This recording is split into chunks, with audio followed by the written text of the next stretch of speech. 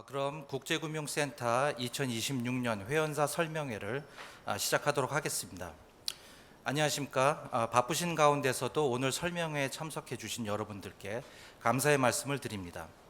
오늘 설명회 진행 순서에 대해서 간략히 말씀드리면 설명회는 총 3부로 구성되어 있습니다. 첫 번째인 1부에서는 트럼프 2기 행정부 출범으로 다사다난했던 금년 세계경제 동향을 되돌아보고요. 내년 세계 경제를 전망할 예정이고요. 2부에서는 정말 다이나믹한 움직임을 보인 올해 국제금융시장을 되짚어보고 주식, 채권, 외환 등 각 시장별로 내년 전망에 대한 설명이 있겠습니다. 3부에서는 저희 국제금융센터에서 많은 토론과 의견 교환 끝에 엄선한 내년 세계 경제와 국제금융시장을 좌우할 6가지 이슈에 대한 발표가 있겠습니다. 그리고 마지막으로 질의응답 시간을 갖도록 하겠습니다. 그럼 발표에 앞서 이용재 국제금융센터 원장님의 개회사가 있겠습니다.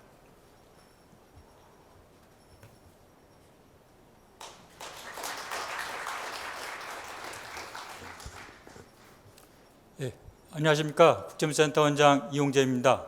국내적으로 그 어느 때보다 다사다난하고 격변에 한해했던 2020년 울산연도 이제 한 달밖에 남지 않았습니다.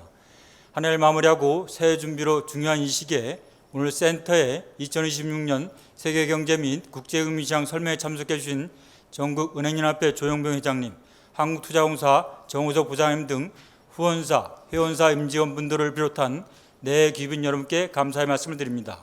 아울러 발표 자료와 행사 준비로 수고해 주신 센터 임직원 여러분께도 감사의 말씀을 드립니다.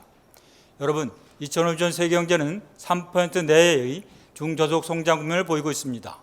글로벌 경제의 격변을 감안하면 당초 예상보다는 견조한 모습입니다. 올해 세계경제의 주요 이슈를 살펴보면 가장 큰 이슈는 트럼프 2기 행정부의 상호 관세의 충격이라고 생각합니다. 트럼프 정부의 소위 해방의 날 주요 교역국에 대한 상호 관세 부과로 실효 관세율은 전후 최고 수준으로 상승하였습니다. 자국 중심주의와 보호무역주의 본격적 확산으로 글로벌 교역은 둔화되고 투자는 유축되어 있습니다. 그나마 다행인 것은 트럼프 관세 파급 효과가 당초 예상보다 적게 나타나고 있습니다. 무엇보다도 미국과 EU, 일본 등 주요 교역국 간의 관세 협상이 대결보다는 타협을 통해 조속히 마무리되었고 관세율은 당초 전망보다 낮아졌으며 소비자 가격 오르 전가는 지원되고 있기 때문입니다. 또 다른 특징은 글로벌 경제의 불확실성과 경기 둔화에 대응한 각국의 경기 부양 노력입니다. 각국 정부의 적극적인 재정 지출 확대, 중앙은행의 완화적 통화정책 추진 등으로 재정 건전성과 채권금리 리스크가 야기되기도 하였으나 세계 경제의 둔화폭은 연초 예상보다는 다소 완만한 모습입니다. 한편 인공지능 시대의 급속한 전환은 새로운 성장 동력으로 빠르게 자리 잡아가고 있습니다. AI 기술의 급격한 발달과 확산, 데이터 센터 등 대규모 인프라 투자를 바탕으로 일부 AI 버블론들이 제기되기로 하였으나 주요국 주식시장은 역사적 고점을 갱신하고 있으며 성장률 전망치는 상향 조정되고 있습니다. 아울러 미중 갈등은 반도체, AI 등 첨단 기술 경쟁, 관세 전쟁 등으로 점차 확대 심화되고 있고 글로벌 기업 질서를 구조적으로 재편하고 있습니다. 러우 전쟁 장기화 등으로 지정학적 리스크도 한층 더해진 한 해였습니다. 계층 간, 세대 간 격차 확대 등에 따른 정치 경쟁 양극화와 갈등 심화 등으로 정책 환경의 불안정성도 더욱 높아지고 있습니다. 여러분, 2020년 세계경제는 불안한 성장 동력 속에 중저속 성장이 지속될 것으로 전망하고 있습니다. 글로벌 교육 둔화와 관세 부담이 일부 상존하는 가운데 AI, 반도체 설비 투자 확대와 물가 안정 노력 진전이 세계경제를 3% 내의 완만한 성장세를 뒷받침할 것으로 예상합니다. 내년도에도 확장적 재정 정책들이 경기 부양이 핵심 수단으로 부각될 전망입니다. 인플레이션 흐름은 국가별 차별화가 더욱 두드러질 것을 보이며 주요국 중앙은행들은 보험성 금리 인하 등을 중심으로 완화적 통화정책 기조를 유지할 것으로 예상됩니다. 다만 내년 상반기 트럼프 관세의 파급 효과가 점차 가시화되면서 인플레이션과 고용 간의 엇박자로 정책의 운영의 폭은 제한될 것으로 보입니다. 한편 AI 기술 패권을 둘러싼 미중 등 주요국가 경쟁은 물론 빅테크 기업 간의 기술시장 선정 경쟁으로 AI 투자는 계속 확대될 것이며 이는 글로벌 자금 흐름의 핵심 변수로 작용할 것입니다. 아울러 국제금융시장에서는 국가별 성장, 물가, 통화정책의 경로의 차별로 주가, 금리, 환율이 차별적 움직임이 이어질 전망입니다. 우선 미국 주가는 AI 수익 사이클과 밸류에이션 부담 속에서 조정과 상승을 반복할 것으로 전망되는 반면 미국 외 주식은 저평가 요인, 경기 부양 등으로 미국 주식과의 수익률 갭이 축소될 것으로 기대됩니다.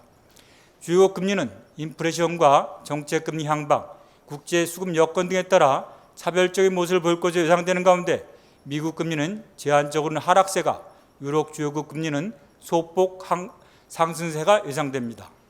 한편 미국 달러 인덱스는 연준이 금리 인하 기대, 글로벌 투자자금 이동 등으로 제한적 약세가 예상되나 정책 금리 전환 시기 등에 따라 저점을 확인할 가능성도 있어 보입니다. 다만 이러한 전망 속에서도 무역 긴장, 신용 버블 등 잠재적 위험이 상존하고 있고 주요 정책 대응 여력과 경기복 탄력성은 약화되어 내년도에도 세계 경제의 변동성과 불확실성은 여전히 높은 한 해가 될 것입니다. 이에 따라 2026년 세계 경제 및 국제 금융시장 향방을 좌우할 주요 이슈 몇 가지를 선정해 봤습니다. 우선 최근 이슈가 되고 있는 AI 산업 전망과 미국의 연준의 정책 향방을 살펴보고 미중 갈등 현황과 달러 회복력을 점검하는 한편 최근 선출된 미군, 일본 다카이치 총리의 사회나노믹스와 재정 확대 속의 소버린 리스크도 다루어 보았습니다. 여러분, 다가오는 2026년은 트럼프 관세 전쟁과 AI 기술 경쟁의 글로벌 경제에 대한 충격이 점차 과제되면서 국제 금융시장에도 높은 변동성을 보일 것으로 전망됩니다. 이에 더하여 지정학적 리스크와 정치 경쟁 양극화 등으로 불확실성이 더욱 커질 한 해가 될 것으로 예상됩니다. 따라서 내년도에도 불안정한 세계 경제의 파워 속에서도 기회를 포착하고 유연한 전략으로 대응하는 지혜가 그 어느 때보다 필요합니다. 따라서 오늘 이 설명회가 여러분의 전략과 계획 수립에 새로운 통찰과 시사점을 제공하는 의미 있는 시간이 되기를 바랍니다. 마지막으로 다가오는 2026년 병오년 붉은 말에는 힘차게 달리는 붉은 말처럼 활력과 열정으로 충만하시고 역동적으로 발전하는 한 해가 되시기를 기원하겠습니다. 감사합니다.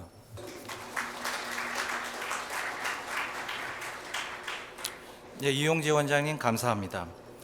저희 센터의 본격적인 설명이 진행에 앞서서 잠시 무대 정리가 있겠습니다. 무대를 정리하는 동안 이번에 저희 센터에서 선정한 6가지 이슈를 먼저 말씀드리면은 먼저 연준의 정책 경로 불확실성을 다뤄보고요.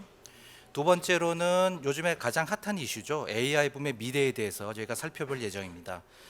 세 번째로는 재정 건전성과 소버린 리스크, 네 번째로는 미중 갈등, 그리고 다섯 번째로는 일본 사나이노믹스, 그리고 마지막으로는 그 미국 달러와 향방을 설명해 드리도록 하겠습니다. 아무쪼록 이번 설명회가 오늘 참석하신 분들 모든 분들에게 유익하고 도움이 되는 시간이 되기를 바랍니다. 자, 그럼 첫 번째 순서인 2025년 세계경제 동향 및 2026년 전망에 대해서 세계경제분석실 이치훈 실장의 발표가 있겠습니다. 예, 세계경제 동향 및 2026년 전망에 대해서 발표하도록 하겠습니다. 2025년 동향을 먼저 말씀드리도록 하겠습니다. 금년 세계경제는 관세발 불안에 적응하면서 회복 조짐을 보이고 있습니다. 상반기 미국 관세 등 정책 불확실성에 따른 수요 위축 등으로 경제 심리 불안이 지속되었습니다. 특히 미국 소비자 심리 지수는 팬데믹 이후 최저 수준을 유지하고 있습니다. 그러나 하반기 들어 글로벌 AI 투자가 전년 대비 약 30% 증가하는 등 민간 투자와 서비스를 중심으로 개선되고 있습니다. 이에 따라 25년 글로벌 성장 전망치를 상호관세 발표 직후 2.7%로 급락하였으나 7월부터 협상이 타결되면서 하락폭 대부분을 만회하여 3%로 올라갔습니다. 다음 페이지입니다. 주요국 분기 성장률은 왼쪽 그림에서 보시다시피 2분기 밀어내기 수출 등으로 양호한 성장 후에 3분기에는 국가별로 차별화되고 있습니다. 미국이 2분기 성장률은 전기비 연율로 3.8%로 예상치 3.3%를 상회하였습니다. 3분기에는 둔화되지만 양호한 수준으로 평가되고 있습니다. 중국의 경우 밀어내기 수출, 부양책 등에 힘입어 2분기에 5.2% 기록한 이후에 3분기에 4.8%로 둔화되었습니다. 성장 내용을 보면 서비스업이 성장을 뒷받침하였습니다.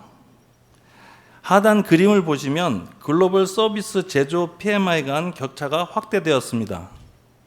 특히 선진국 서비스 PMI가 3개월 연속 신흥국을 상회하였습니다. 다음 페이지입니다. 글로벌 교역의 경우 우려보다 양호하였습니다. 그러나 4분기 들어 위축 조짐이 나타나고 있습니다.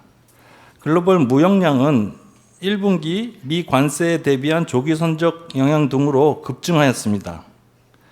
하반기 들어 오른쪽 하단 그림처럼 대미 수출 부진에도 불구하고 급격한 무역 위축 현상은 없었지만 10월 들어 관세 영향이 반영되는 움직임을 보이고 있습니다. 중국의 예를 들면 수출 증가율이 1분기 5.7%에서 3분기 6.5%로 오히려 상승하였고 10월 들어 처음으로 마이너스 증가세를 보였습니다. 4분기 여전히 높은 미국의 실효 관세 부담 및 상반기 밀어내기 수출 종료 등으로 글로벌 무역의 여건 악화 가능성이 있습니다. 다음 페이지는 참고 사항인데요. 최근 세계 경제가 우려보다 양호한 측면이 트럼프식 관세 정책의 미국 경제 순효과에 있다는 주장도 나오고 있습니다. 4월 관세 최초 발표 시 주요 기관들은 관세의 대소비자 완전 전가와 상대국의 보복 관세를 기본 시나리오로 설정하면서 경기 침체 유발을 예상하였습니다. 그러나 예상과는 달리 현재까지 제한적인 가격 정가율, 대미 타협, 관세 수입이 재정 지출 전환, 그리고 주요국의 대미 투자 효과 등이 기대되고 있습니다. 다음은 내년도 세계 경제 전망입니다.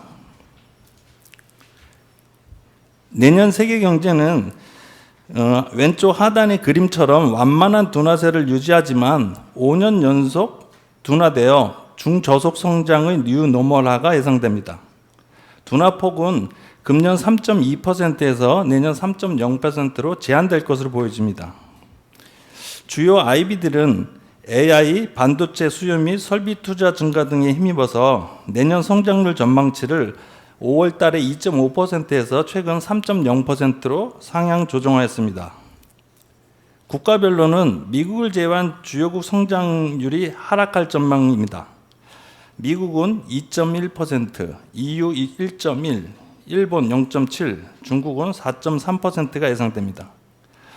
분기별 성장률은 1분기서부터 3분기까지 3.1%를 유지한 후 4분기에 3.7%로 전기비 연율입니다. 올라갈 것으로 예상하고 있습니다. 사실 1분기에는 이 전분기 미국의 셧다운의 영향을 감안한 기저효과를 감안한다면 전체적으로는 상저하고가 예상됩니다.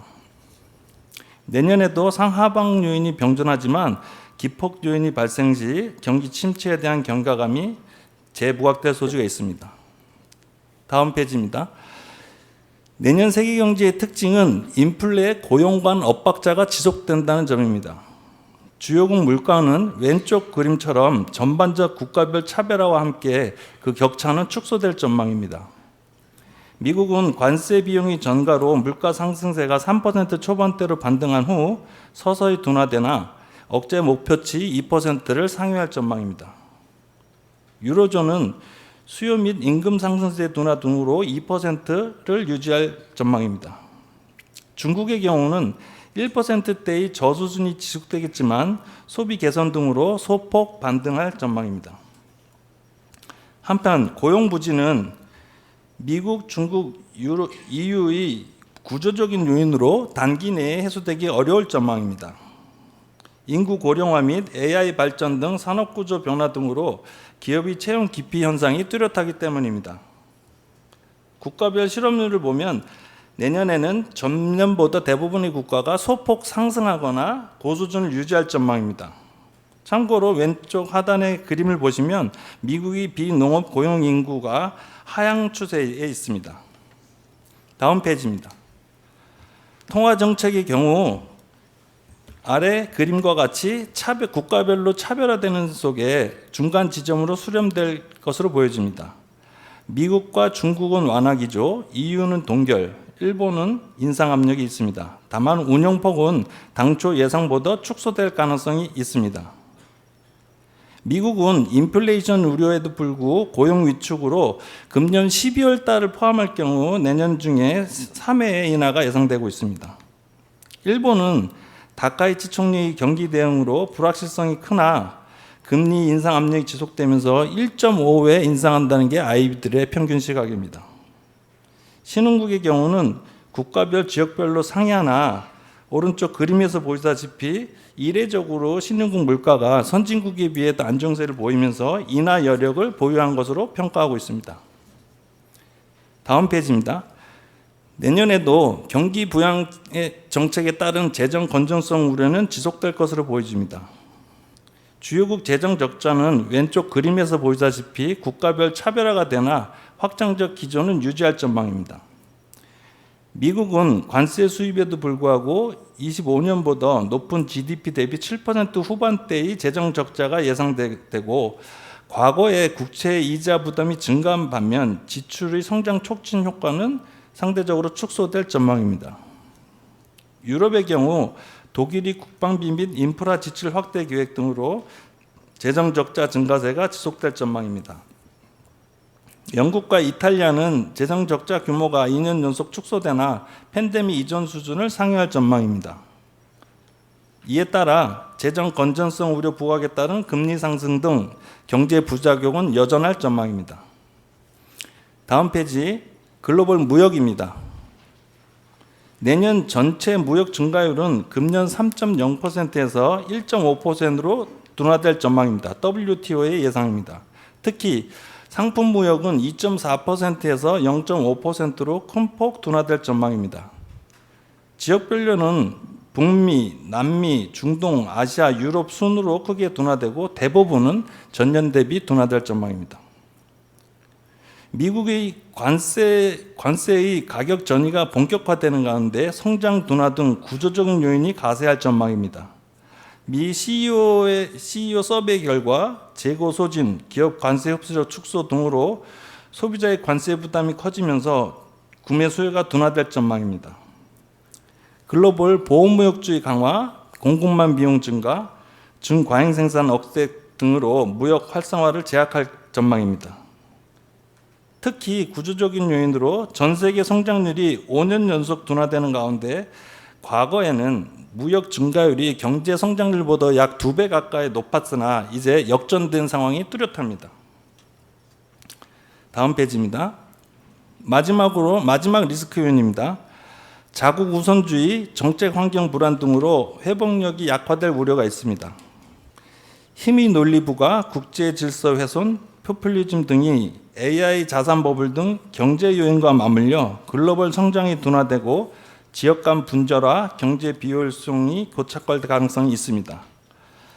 금년 7월 미국과의 주요국의 관세 합의로 표면적으로는 불확실성이 완화되었지만 이를 계기로 자국 우선주의가 미국에서 여타 국가로 확산될 가능성이 있습니다. 특히 AI 기반 산업이 과대평가 및 자산 버블 우려가 맞물려 글로벌 금융시장의 충격과 시스템 불안을 야기할 수도 있습니다. 다음은 국가별 내년 경제 전망을 간단히 설명드리도록 하겠습니다. 미국 정제입니다.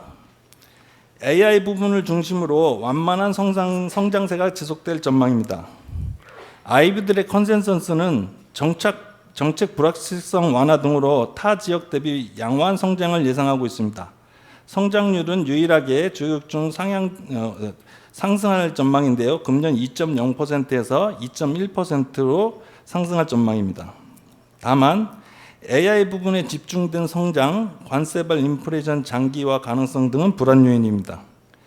AI 기반 부의 효과가 고소득층에 한정되고 기업 투자도 AI 쏠림 현상이 되면서 양극화가 될 전망입니다. 특히 자산 가격 조정, 기업 신용 리스크 발생 시 급격한 경기 하강 위험을 배제할 수도 없습니다. 다음은 미국 경제의 주요 긍정과 부정적인 요인 그리고 관전 포인트입니다. 긍정적인 요인은 여러 가지가 있겠지만 그중에서 AI 투자의 성장 기여 지속이 핵심 요인입니다. 부정적인 요인은 노동시장 냉각 심화입니다. 관전 포인트로는 당연히 통화정책의 향방과 무역정책입니다. 무역정책은 대법원의 관세 위법 판결 여부에 대해 관심이 쏠리고 있습니다. 다음 페이지 유로존입니다. 유로존은 낮은 수준에서 완만한 회복 흐름을 보일 전망입니다. 컨센서스는 무역 악화, 환경 악화에도 재정 확대 등으로 성장을 지지할 전망입니다. 성장률은 금년 1.3%에서 1.1%로 둔화될 전망입니다. 내수는 독일 중심의 방위 인프라 투자 확대, 가계 소비 여력 개선으로 회복 흐름을 이어갈 전망입니다. 예상을 상회하는 대중 무역 긴장 증가, 정책 환경 악화 등에 주의해야 될 것입니다. 다음 페이지입니다. 유로존 주요 요인 및 관전 포인트는 긍정적인 요인으로는 여전히 유로 지역의 핵심 국가인 독일의 방위 및 인프라 투자 확대입니다. 부정적인 요인은 중국의 공급망 무기화와 경쟁 심화입니다. 관전 포인트로는 정치 불안이 들 수 있습니다. 프랑스 등 각국에서 소수 여당, 다당 연립에 의한 정부 운영으로 개혁 모멘텀 확보가 지연될 가능성이 있습니다. 다음은 일본입니다. 경기 부양과 인플레 대응의 균형 잡기가 정책 과제가 될 전망입니다.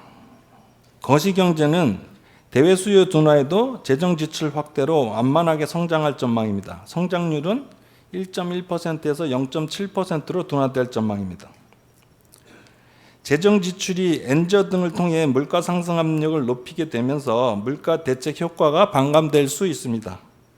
특히 최근 이슈가 된 대만을 둘러싼 일본, 중국 간의 긴장 고조는 새로운 위험 요인으로 부각되고 있습니다. 히토류 공급 중단으로 이어질 경우 경제 전망 악화가 불가피합니다.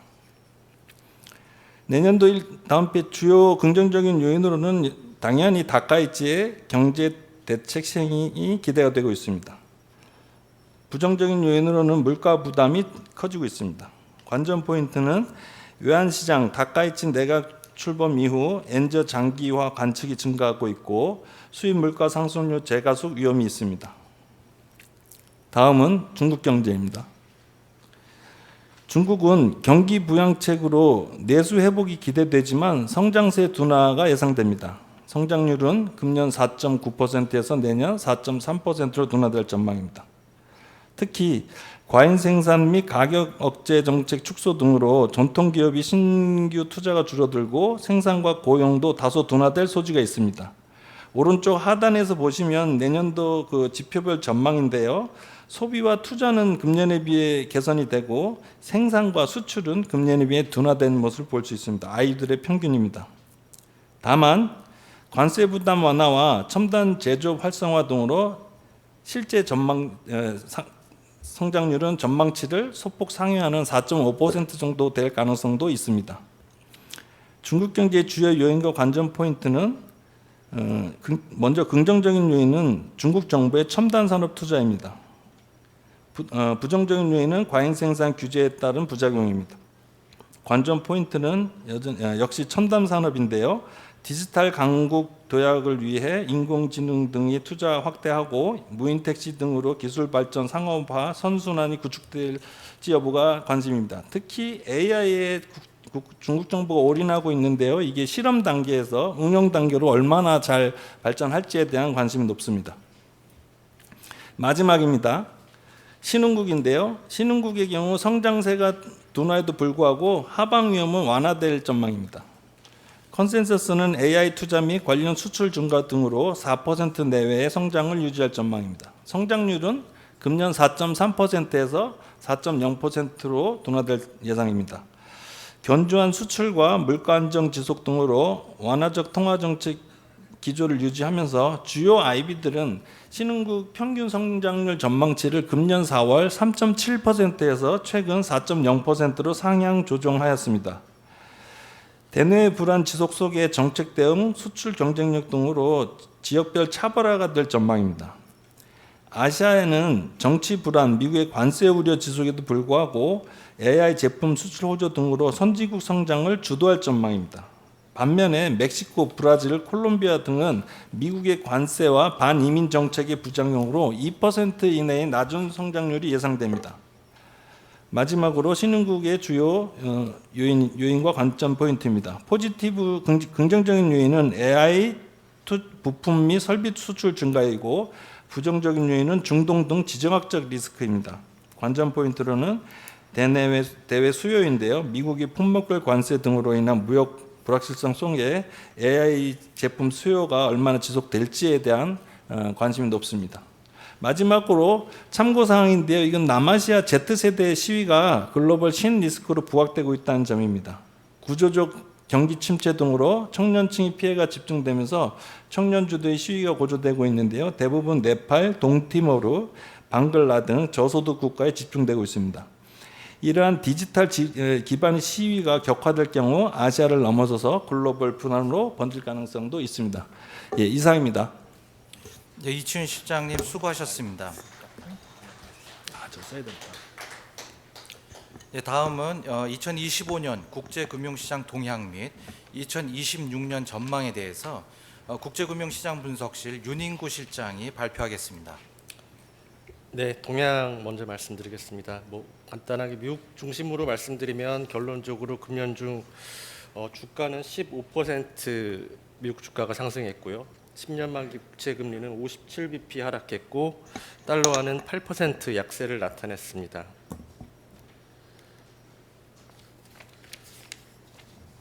주식시장 먼저 말씀드리겠습니다. 주식시장의 경우 잘 아시다시피 AI 주도의 주가 상승세가 나타났습니다.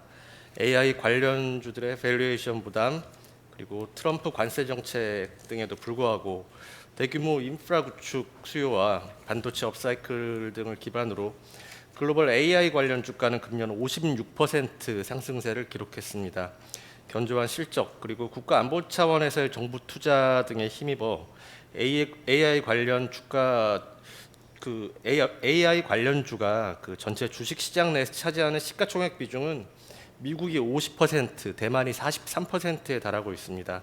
이에 따라 미국 주가는 사상 최고치를 경신하고 있지만 지금 언론을 통해서 많이 듣다시피 AI 버블론과 같은 우려가 혼재하고 있습니다. 금년 중 미국과 유럽의 주가는 16% 수준, 일본 주가는 24%, 한국 주가는 62%가량 상승했습니다. 두 번째로 외환시장입니다. 외환시장은 상반기 달러화에서 글로벌 자금 이탈이 나타났다면 9월 이후 다시 달러화로 돌아오는 모습이 나타났다고 말씀드릴 수 있겠습니다. 4월 트럼프의 리버레이션 데이 선언에 따른 전 세계 보편 관세 발표, 그리고 연준 독립성에 대한 지속적인 공격, 그리고 5월 무디스의 미국 국가 신용 등 강등까지 이어지면서 달러와 미 국채에 대한 신뢰도 하락 우려가 나타났고 이에 따라서 달러화에 대한 매도 해치가 여러 통화들에 대해 일괄적으로 나타나면서 달러화 약세가 커진 경험이 있습니다. 하지만 결국에 하반기에 티나라고 하죠. 대안이 없다. 그래서 달러화와 미 국채를 대체할 자산이 없는 현실, 그리고 이를 넘어 AI 붐을 타고 외국인의 미국 금융자산 투자 증가세가 확대되는 모습까지 나타나면서 금년 중 달러화 약세 폭이 한때 11%까지 나타났었는데 지금 8%가량으로 축소되었습니다.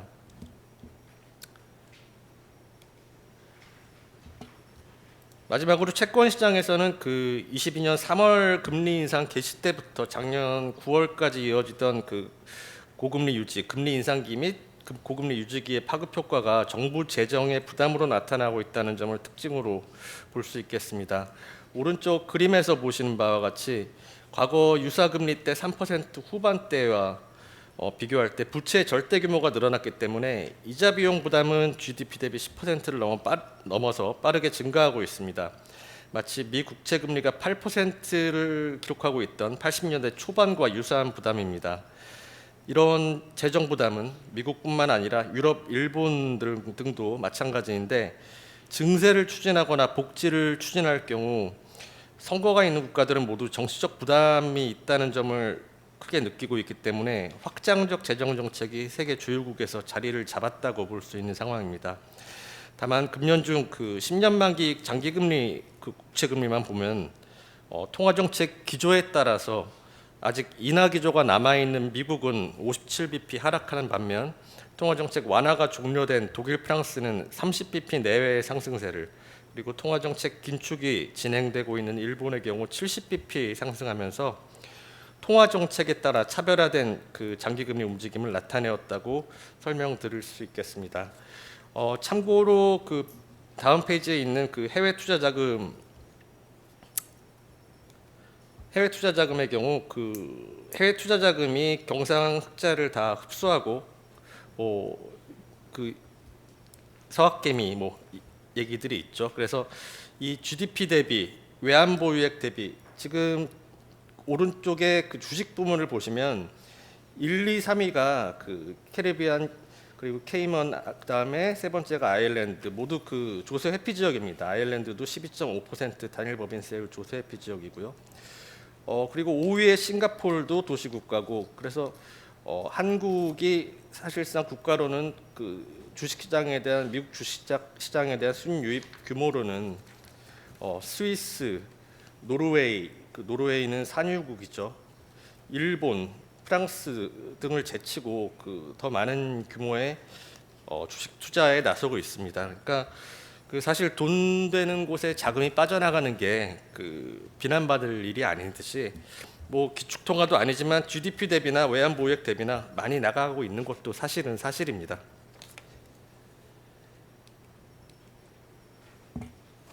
네, 내년 전망 부분 그 설명드리겠습니다.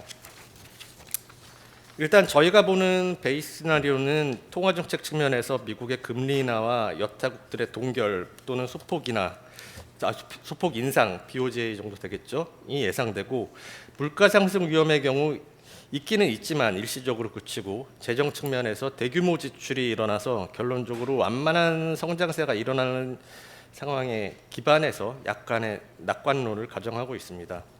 먼저 주식시장부터 말씀드리겠습니다. 주식시장부터 말씀드리면 저희는 그 주가가 높은 변동성을 나타내면서 조정과 회복을 반복하는 상황이 나타나지 않을까 보고 있습니다. 일단 AI 캐펙스와 반도체 업사이클로 산업에 대한 그 높은 기대감은 유지될 것으로 보이지만 AI 부문의 자금 조달과 관련해 최근 자금 조달 레버리지 증가 속도에 대한 시장 평가가 엇갈리고 있고, 그리고 언제부터 이익이 좀 의미 있는 수준으로 나느냐, 이익 전환 속도 등이 관건이 되고 시장의 관심을 끌게 될 것으로 보고 있습니다. 특히 수년간 시장을 이끌어온 M7의 순이익 증가율이 B-M7 기업들 대비 지금은 16.7%포인트나 높습니다. 하지만 12개월 선행 추정치의 경우 0.9%포인트밖에 차이 나지 않는 그 수렴 현상이 나타날 것으로 보고 있기 때문에 시장을 이끌어온 그 상승 드라이버로서 그 합리화에 대한 다소 부담이 되지 않을까 예상을 하고 있습니다. 장기 금리의 경우 내년 연준의 금리 인하에도 불구하고 그 국채 공급 물량 부담 등을 반영해서 장기 금리의 그 하락폭은 크지 않고 소폭 하락에 그칠 것으로 보고 있습니다. 현재 선물 시장에서는 내년 연준이 3, 6, 9월 세 차례 75bp 인하에 나설 것으로 보고 있습니다. 연준의 금리 인하와 QT 중단 등에 따른 유동성 공급 등으로 단기 금리 하락폭은 정책 금리만큼은 보장될 것으로 보이지만, 장기 금리의 경우 재정 적자 충당을 위한 그 국채 발행 증가와 관세 여파에 따른 물가 상승 압력 등을 반영해서 하락이 좀 제한되지 않을까 보고 있습니다. 25년 그 회계년도 미 정부의 재정 적자는 1.8조 달러였지만 미국 의회 예상국은 26년 재정 적자는 2.2조 달러에 달할 것으로 전망하고 있습니다.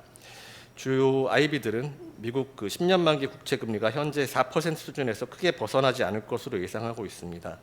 다만 대규모 방위비 등 예산 편성이 예정되어 있는 독일과 재정 악화, 그리고 연기금 제도 개편이 논의되고 있는 프랑스 등 유로존 국가들, 그리고 21.3조엔의 경기 부양책이 나타날 것으로 예상되고 있는 일본은 장기 금리 상방 리스크가 클 것으로 예상하고 있습니다.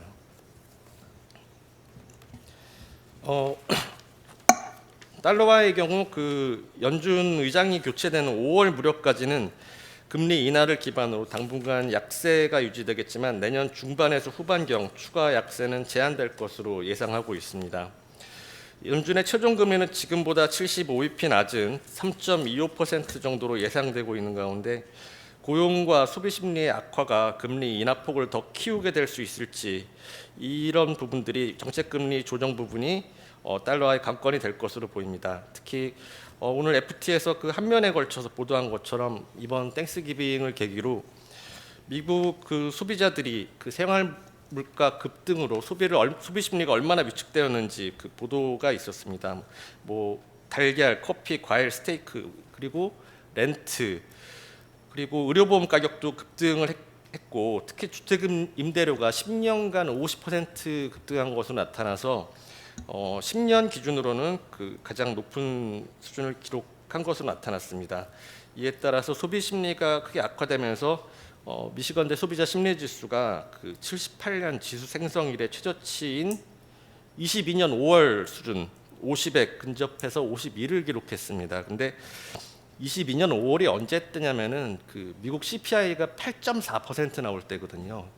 근데 그때와 비슷하게 지금 소비 심리가 위축되고 있다. 이게 아무리 소프트 데이터지만 좀 시사하는 바가 있을 것 같습니다. 이런 점이 실제 하드 데이터로 반영되는 시점에는 내년 그 한 6개월 정도 시차를 두고 반영된다고 하면은 금리 인하폭이 의외로 커질 수 있다. 그 트럼프 대통령의 그 압박과 더불어 그런 점도 한번 생각해 볼 수 있지 않을까 싶습니다. 지금부터 말씀드리는 2페이지 정도는 그 당장 뭐 6개월, 1년 정도의 이슈는 아니고요. 좀 우리가 좀 약간 장기적으로 그 방향성에 대해서 생각해 볼 만한 상황이기 때문에 준비를 드렸습니다. 먼저 그 기술의 진보, 고령화, 그리고 인구 구조의 변화죠. 그리고 각국의 막대한 부채 부담, 이러한 재정, 부채, 기술 진보 이런 요인들은 다시 과거로 되돌아가기 힘든 비가역성이 강한 구조적이고 장기적인 요인입니다. 그리고 모두 그 물가 상승이 둔화되는 요인들입니다. 하지만 우리가 당면한 정부 지출 증가 그리고 재정 확대에 의한 국채 공급 물량 증가와 이른바 그 정부 지출 확대에 따른 피스컬 드리븐 인플레이션 압력 증가는 수급과 국채 수급과 기대 인플레이션이라는 측면에서 텀 프리미엄의 상승을 의미합니다. 이는 장기 보유에 대한 투자자들의 보상 요구가 증가한다는 것으로 볼 수 있고 이 장기 금리가 상승하는 상황을 의미하는데 이는 정부의 안정적인 장기 조달 능력이 악화되는 국면을 의미합니다. 이러면 정부는 손쉬운 차환에 의존할 수 있는 단기 국채 의존도를 높일 수밖에 없고 국가의 재정 비용이 그 단기 금리에 좌우되게 됩니다. 근데 단기 금리는 정책 금리에 그대로 연동되거든요. 이렇게 되면 정부는 중앙은행에 대해서 그 재정 우위, 피스컬 더미넌스를 내세워서 저금리 정책과 유동성 확대를 요구하고 시장에 대해서는 저금리를 강제로 받아들이게 하는 그 저금리 채권을 살 수밖에 없는 그 금융 억압이라고 하죠. 파이낸셜 프레션에 나서게 될 수 있습니다. 중앙은행의 저금리를 강요해서 단기 금리가 낮아지고 확대 재정에 따른 텀 프리미엄 상승으로 장기 금리가 오르면 결국에 그 일드 커브는 스티픈될 수밖에 없겠죠. 그렇게 피스컬 머니터리 양방향에서 완화가 일어나면 일반적으로 기대할 수 있는 경로는 인플레이션, 통화 약세, 자산의 버블 형성과 붕괴라고 많은 시장 참가들은 경고를 해왔습니다. 마지막 페이지는 미국의 대외 순자산 포지션이 지난 2년간 가파르게 악화된 그 점선으로 표시한 부분입니다. 상황에 대해서 한번 생각해 보자는 겁니다. 과거의 그 미국의 대외 포지션 악화는 해외 투자자들의 미국 국채 등 채권에 대한 투자 확대에 기인했기 때문에 투자자 입장에서는 평상시에 높은 금리에 싸게 산 채권이 위기 국면에 진입할 때 안전자산으로 작용하면서 가치가 상승했고 일종의 보험 역할을 했다라고 볼 수 있겠습니다. 근데 최근 2년간 미국의 순 대외 자산의 급격한 악화는 채권이 아니라 해외 투자자들의 주식 매입 확대에 기인합니다. 평소에 위험 자산을 사고 다시 이러한 위험 자산 가격은 위기 국면에 더 크게 하락하게 돼서 안전 자산 기능이 없다는 거죠. 그래서 언젠가 다시 다가올 위기 국면에서 미국 외 투자자들이 미국에 대한 위험 자산 비중이 높아지면서 단기 취약성이 증가하고 위기가 더 크게 될 수 있다는 점을 생각해 보아야 됩니다. 그래서 미국 외 투자자 입장에서도 자산의 손실폭이 커질 수 있다는 점, 이런 점이 이런 요인들이 누적되고 있다. 장기적으로 이런 점을 생각해 볼 수 있겠습니다. 이상입니다. 예, 윤인구 실장님 수고 많으셨습니다. 그럼 다음은 저희 센터가 선정한 2026년 세계 경제 및 국제금융시장의 6가지 주요 이슈에 대한 발표가 있겠습니다. 먼저 그 연준 정책 경로 불확실성 No Risk Free Pass를 주제로 박미정 글로벌 경제부장께서 발표하도록 하겠습니다.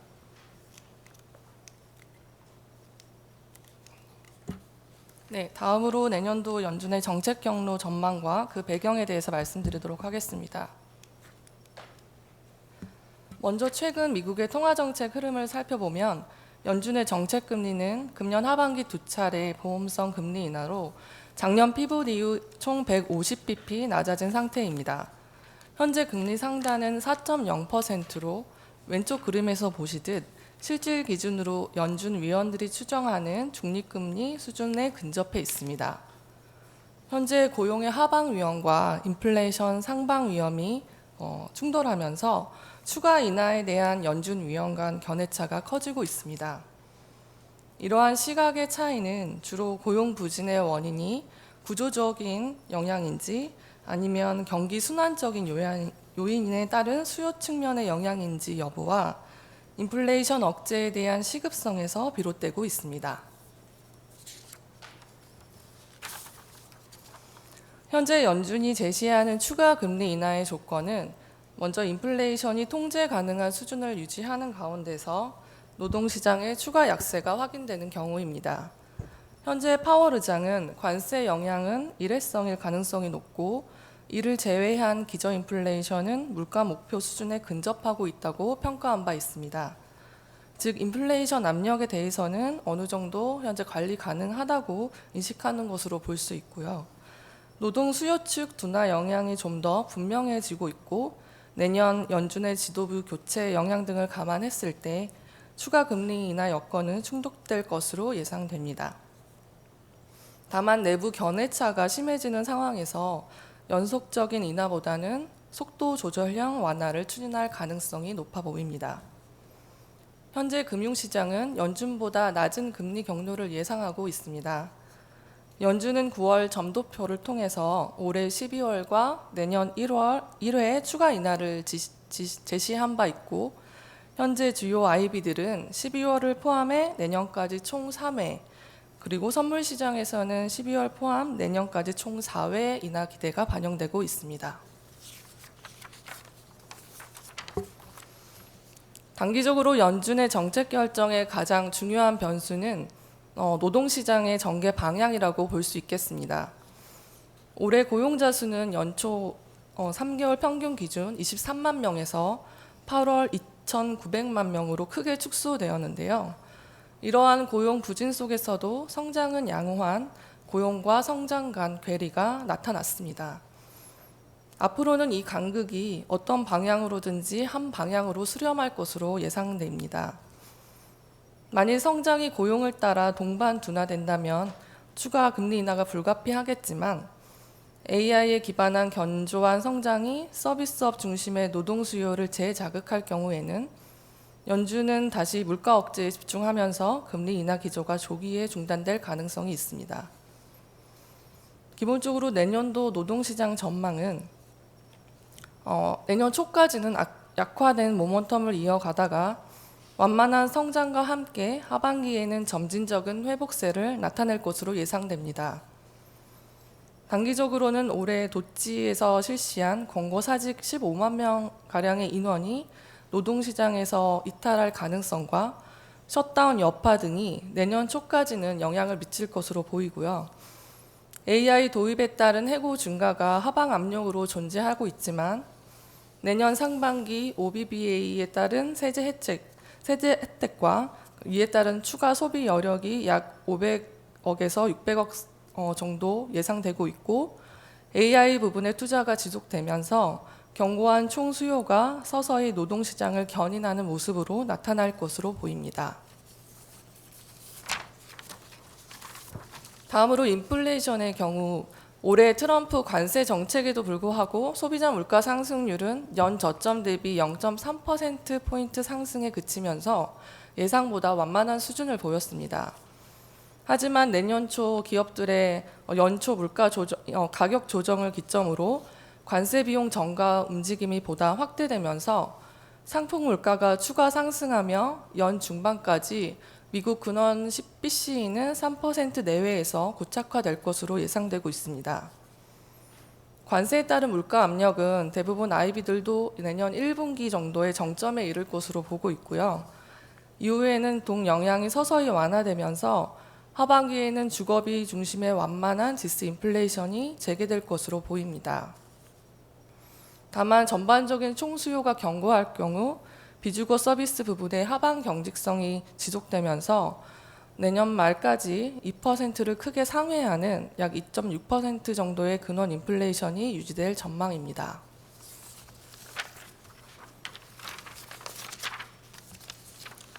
네, 기본적으로 내년도 거시 경제 전망을 비춰보았을 때 26년은 고물가 여건이 지속되고 점진적인 노동시장 안정화 등으로 추가 완화폭이 현재 시장이 기대하는 수준보다는 제한될 가능성이 있어 보입니다. 다만 변수로는 내년 5월 파월 의장이 물러나고 차기 의장이 집권하면서 FOMC의 완화 평향이 강화되는 방향으로 나타날 것으로 전망되고 있고, 금융시장도 이에 따른 과도한 보험성 인하에 대한 우려를 나타내고 있습니다.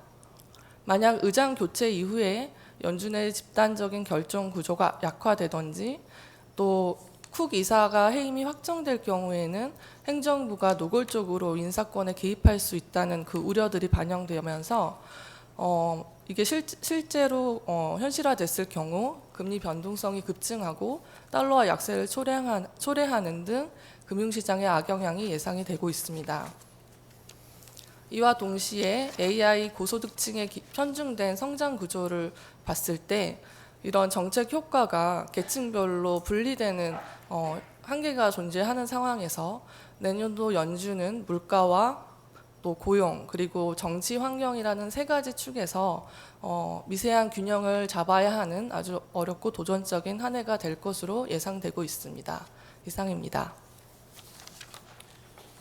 예, 그럼 바로 다음 주제로 넘어가겠습니다. AI 붐 어디까지 왔고 어디로 갈 것인가? 그리고 바로 이어서 재정 건전성 악화와 소브렌 리스크 부상에 대해서 그 최성락 자본유출입 분석부 부장께서 발표하도록 하겠습니다. 네, 안녕하세요. 최성락입니다. 혹시 어제가 무슨 날이었는지 아실까요? 어제가 챗 GPT가 출시된 지 만 3년이 되던 해였습니다. 챗 GPT가 22년 11월 30일 날 출시가 됐고요. 그 후 3년 동안 금융시장은 특히 주식시장은 AI를 중심으로 재구성되었다 이렇게 말해도 과언이 아닐 것입니다. 일단 주가를 먼저 보면요. 저희 센터에서 33개의 AI 관련주를 가지고 동일 가중 평균을 해서 지수를 만들었는데요. 이 지수를 보면은 왼쪽 하단입니다. 금년에만 일단 50%가량 상승을 했고 지난 3년간 누적으로는 3배 가까이 상승을 했습니다. AI 주가가 상승하면서 전체 시장에서 AI 관련주가 차지하는 비중도 크게 늘어났습니다. 미국의 경우에는 AI 관련주가 전체 시가총액의 약 50%를 차지하고 있고요.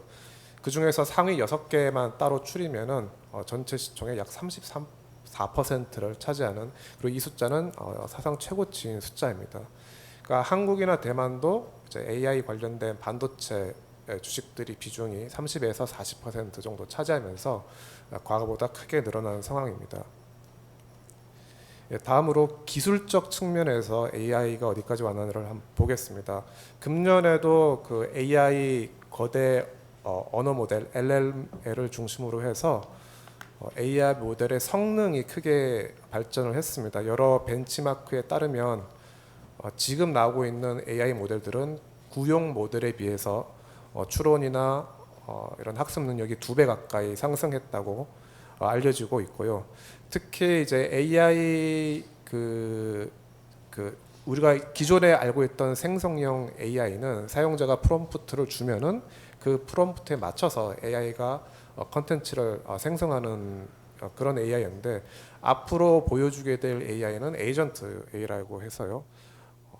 AI가 문제 해결을 위해서 스스로 자율적으로 주변의 환경을 인식하고 자율적으로 그 계획을 수립해서 그리고 외부에서 리소스를 찾아서 좀 종합적인 솔루션을 제시하는 그러한 AI로 발전을 하고 있습니다. 특히 내년에 나오게 될 AI가 이런 에이전트 AI가 많을 것으로 기대가 되고 있습니다.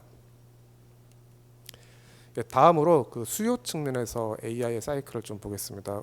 우리가 어댑션 레이트라고 하는데요. 얼마나 AI를 많이 사용하고 있냐는 뜻입니다.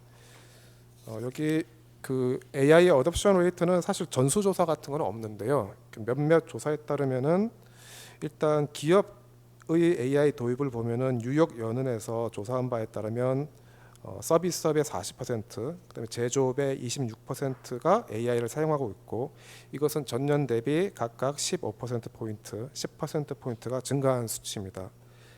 그리고 개인 측면에서 보면은 세인트루이스 연은에서 조사한 바에 따르면은 미국 전체 인구의 55%가 AI를 사용하고 있고, 이것은 지난해에 비해서 약 10%포인트가 증가한 상황입니다.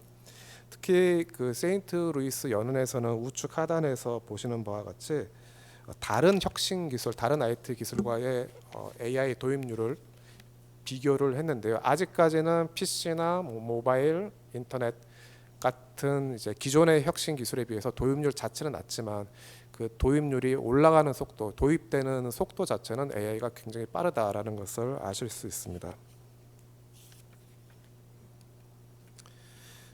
다음으로 산업 발전 단계로서의 현재 AI 사이클입니다.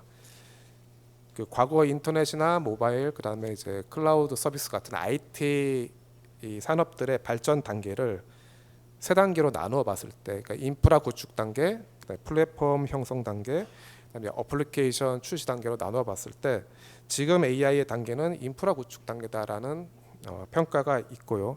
그러면 이제 이 인프라 구축 사이클이 언제까지 지속될 것이냐가 굉장히 중요한 질문인데, 지금 시장의 컨센서스라고 한다면 적어도 향후 2년 내지 3년 동안은 이러한 대규모 캐펙스 사이클이 이어질 것이다라고 예상이 되고 있습니다. 그 이유는 일단 모델 성능을 개선해야 되고요. 그다음에 이제 최근부터 추론에 대한 수요가 많이 늘어나고 있기 때문에 여전히 많은 컴퓨팅 파워가 필요하기 때문입니다. 일단 숫자로 보면은 그 대형 5개 하이퍼스케일러의 올해 캐펙스 규모가 약 4천억 달러입니다. 이거 작년보다 60% 증가한 숫자고요. 내년에 캐펙스 증가율은 약 20%, 좀 많이 보는 곳에서는 30% 정도로 시장에서는 보고 있는데, 올해보다 증가율 자체는 좀 낮아지지만 절대 규모로만 보면은 크게 증가한 수치이고요.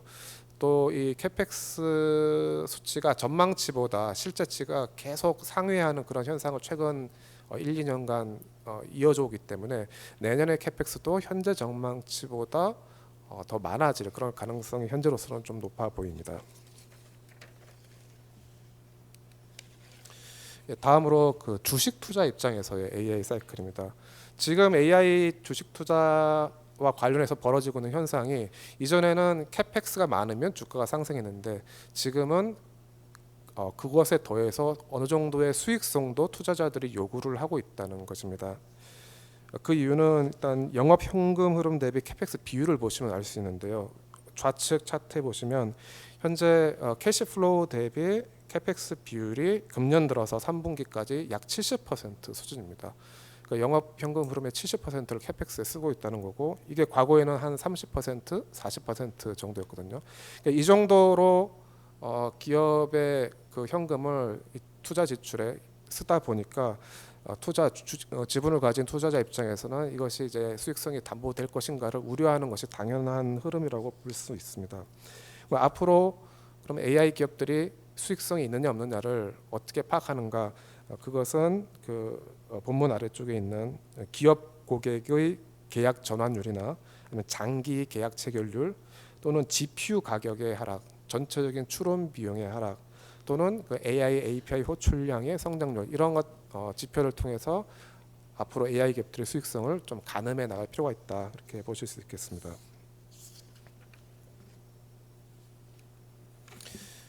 다음으로는 리스크 측면에서의 AI 사이클입니다.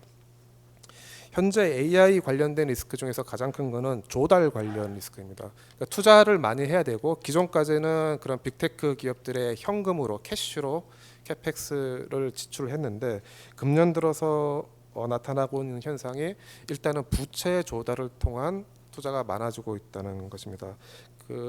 좌측 차트에서 보듯이 5개 주요 하이퍼스케일들의 부채 조달이 금년 들어서 1,000억 달러를 상회를 했고요. 여기에 대해서 뭐 SPC를 이용하는 부의 조달이나 아니면은 프라이빗 마켓을 통한 사모 조달도 많이 늘어나고 있습니다. 또 하나 주목할 것은 순환적 투자인데요.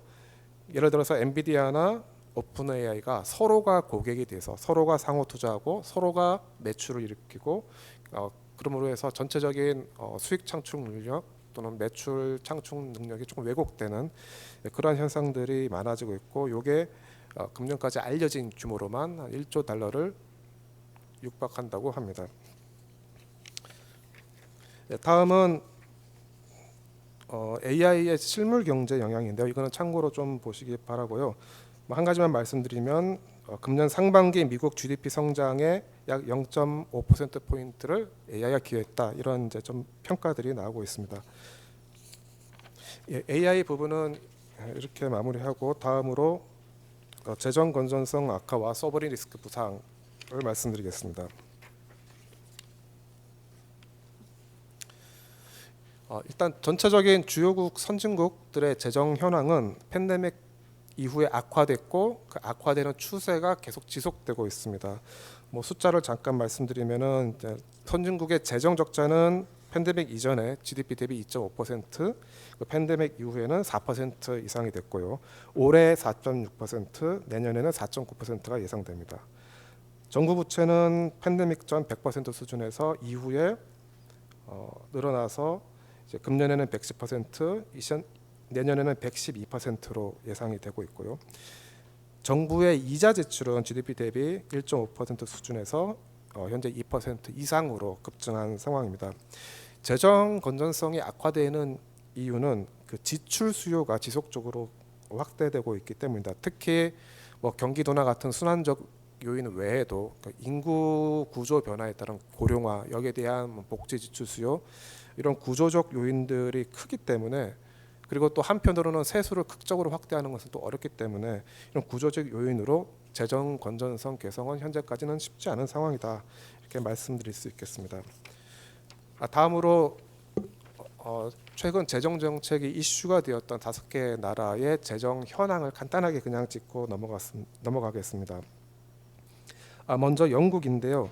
영국은 일단 고령화, 거기에 따른 복지 지출 증가, 연금과 관련된 재정 이런 구조적인 지출이 많다는 게 문제입니다.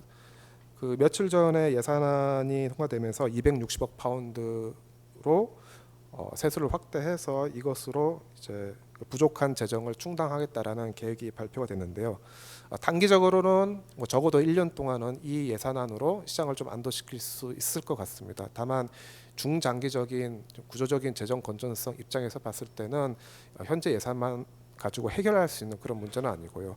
특히 내년에 영국 같은 경우에 이제 5월에 지방선거가 있기 때문에 그런 여러 가지 정치적인 요인들이 중장기적인 그런 재정 건전성 이유를 다시 부각시킬 수 있는 그런 가능성을 가지고 있습니다. 다음은 프랑스인데요. 프랑스는 뭐 적자나 부채 이런 것 여러 가지 재정 지표들이 유로존 중심국 중에서 최악인 나라입니다. 거기다가 정치적으로 불안이 굉장히 심해서 아직까지도 뚜렷한 그 적자 재정 긴축 로드맵을 확정시키지 못한 상태이고요. 독일 같은 경우에는 뭐 영국이나 프랑스에 비하면 잘 아시다시피 재정 건전성이 굉장히 양호합니다. 다만 금년 들어서 이제 재정 준칙을 완화하고 국방비를 늘려가면서 그리고 조금 장기적 관점에서 봤을 때 독일이라는 나라도 고령화 때문에 구조적인 지출 수요가 커지면서 분데스방크 예상하기로는 2029년에 이르러서는 적자가 4%에 달하고 정부 부채는 40년에 100%에 달할 수 있다 이렇게 경고를 하고 있는 상황입니다. 유럽 같은 경우에는 2011년에 주변국에서 재정 위기가 나타났던 것과 달리 뭐 금년 또는 내년에는 중심국에서 나타날 수 있다는 것이 좀 큰 특징이라고 할 수 있겠습니다. 다음으로는 미국입니다. 미국 같은 경우에는 일단 관세 수입이 있습니다. 관세 수입이 조금 낙관적으로 전망하면 연간 3,500억 달러, GDP의 1.1% 정도고요. 다만 트럼프 정부의 그 감세 추진으로 인한 적자가 연간 한 3,400억 달러가 예상이 됩니다. 그래서 둘이 서로 상쇄가 되고요. 현재 미국의 문제는 정부 부채가 굉장히 많다는 것, 그다음에 금리가 높다는 것입니다.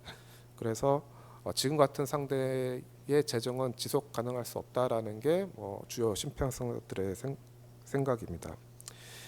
일본은 최근까지 몇 년 동안 좋아졌습니다. 그러니까 재정 적자도 좋아지고 정부 부채도 조금씩 완화가 됐었는데요. 이번에 다카이치 정부가 들어오면서 이제 대규모 재정 패키지를 발표를 했죠. 그리고 부족한 자금은 역시 국채 발행을 통해서 조달하겠다라는 입장입니다. 그러면 정부 부채 비율이 늘어날 수 있는데 이거는 명목 GDP를 늘려서 안정화시켰다 이런 목표를 제시를 하고 있습니다. 시장에서는 이 목표에 대해서 그렇게 낙관적으로 보는 것 같지는 않고요. 지금과 같이 정부 부채가 굉장히 높은 상황에서 만약에 금리까지 상승을 한다면 일본 정부의 이자 지출 부담이 굉장히 커질 수 있다 이런 평가가 나오고 있습니다. 이러한 여러 가지 상황을 봤을 때 2026년 내년에 주요 선진국의 재정은 어떨 것인가. 낙관적으로 본다면 올해와 유사하고 조금 나쁘게 본다면 올해보다 악화될 것으로 예상을 하고 있습니다. 그 이유는 아까 말씀드렸듯이 일단 구조적 측면에서 지출 수요가 굉장히 많다는 것입니다. 특히 미국 같은 경우에는 그 재정 정책 자체가 일단 기초 재정 수지 적자가 심화되는 그러한 구조고요. 유럽과 같은 나라들은 사회복지 지출이 너무 커서 그 부분은 쉽게 줄이지 못하는 상황입니다. 두 번째는 이제 정치적인 갈등, 양극화 때문인데 특히 이제 최근 프랑스에서 보시다시피 각 계층별로 이해관계 대립이 너무 심하다 보니까 그 재정 세수의 증세의 부담을 누가 부담할 것인지 이 부분이 굉장히 합의되기 어려운 그러한 구조를 가지고 있습니다. 다음입니다. 이렇게 재정 불안이 있을 때 금융시장이나 세계 경제는 어떤 영향이 있을 수 있을까? 일단 첫 번째로 생각할 수 있는 것은 국제시장의 불안입니다. 금년 3분기에 보여줬던 그런 유럽 주요국들의 국제시장 불안이 내년에도 간헐적으로 발생할 수 있다고 생각합니다. 지금 선진국들의 금리 자체가 굉장히 높고 그 금리에 비해서 성장률은 낮습니다. 그래서 시장에서는 현재 재정 상태가 지속 가능하긴 어렵다라고 생각하고 있고요. 그렇기 때문에 재정 정책에 대한 신뢰가 좀 약화되면은 국제 시장을 중심으로 해서 불안이 좀 확산될 수 있을 것 같습니다. 두 번째 생각할 수 있는 것은 이제 인플레이션 압력입니다. 특히 미국이 이러한 경우인데요. 미국 같은 경우에는 재정 정책이 다른 어떤 거시 정책을 우선시하는 소위 말하면 재정 우위 압력이 좀 더 높아지고 있습니다. 그래서 내년에 만약에 연준 의장이 교체되고 저금리에 대한 그런 정치적 압력이 커지면은 그것이 지금까지는 좀 억제되어 있는 인플레이션 압력을 다시 자극할 수 있는 그런 계기, 그런 위험도 있다라는 것을 좀 말씀드리고 싶습니다. 이것으로 재정과 관련된 발표를 마치겠습니다. 예, 이어서 미중 갈등 봉합, 그림자 전쟁의 서막을 주제로 이춘 세계경제분석실장께서 발표하겠습니다. 예, 최근 미중 관세발 대립이 중국의 히토류 공급망 공격 후에 트럼프가 겁먹고 뒤로 물러선다는 타코가 재현되었습니다. 금년 10월 에이펙에서의 미중 정상회담은 갈등보다 타협을 선택하였습니다. 미국은 대중 관세 10%포인트 인하, 일부 반도체 수출 허용, 중국은 히토류 통제 1년 유예, 대두 구입 등을 합의하였습니다. 사실 이번 타협은 미국의 정치적인 요인이 일부 반영된 것으로 보여집니다. 오른쪽 그림에서 보시면 트럼프의 부분별 순 지지율을 보시면 무역과 고용, 물가 이쪽 측면에서 지지율이 낮아지고 있음을 볼 수 있습니다. 이번 양국 간의 합의는 일시적 봉합에 그쳐 2차 전쟁에 대한 경계감이 여전합니다. 1년 동안 유예 기간을 통해 상호 간의 약점을 보완하고 추가 공격 및 제재를 적극 준비할 가능성이 높습니다.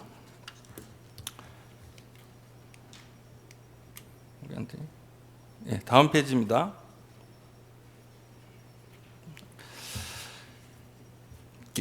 미국이 이번에 중국 합의 이후에 중국의 히토류 홍색 공급망을 탈피할 수 있을까에 대한 관심이 높아지고 있습니다.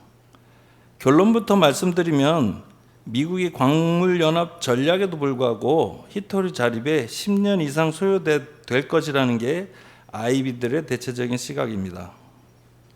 왼쪽 그림에서 보시면 미국 진영의 글로벌 히토류 채굴은 2024년 13%에서 2030년 22%로 상승하고 정제의 경우는 1%에서 9%로 확대될 전망인데 중국은 70% 이상을 계속 유지할 전망입니다. 같은 기간에 전 세계 수요는 약 2배 이상 증가할 전망입니다. 다만 미국의 제조업 르네상스는 부분적으로 성공할 것으로 기대됩니다. 특히 반도체 생산 관련 투자가 한국, 대만 자금 유입 등에 힘입어 오른쪽 그림에서 보시다시피 5년 이내에 현 수준이 약 2배로 증가할 전망입니다.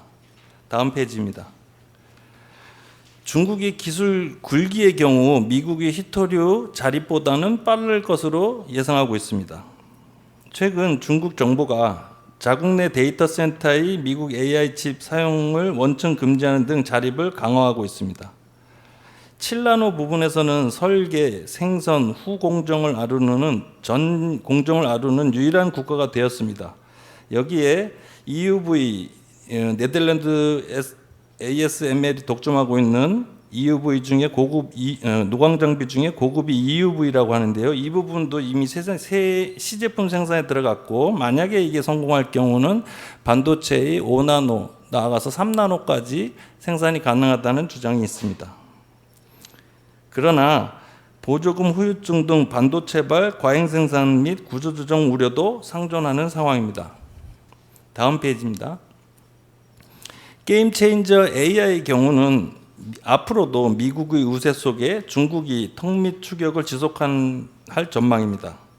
중국은 일단 AI를 포함한 첨단 기술은 일단 시행하고 문제가 생기면 나중에 보완하는 선시행 후 수정 정책을 통해 AI 모멘텀이 가속화될 전망입니다.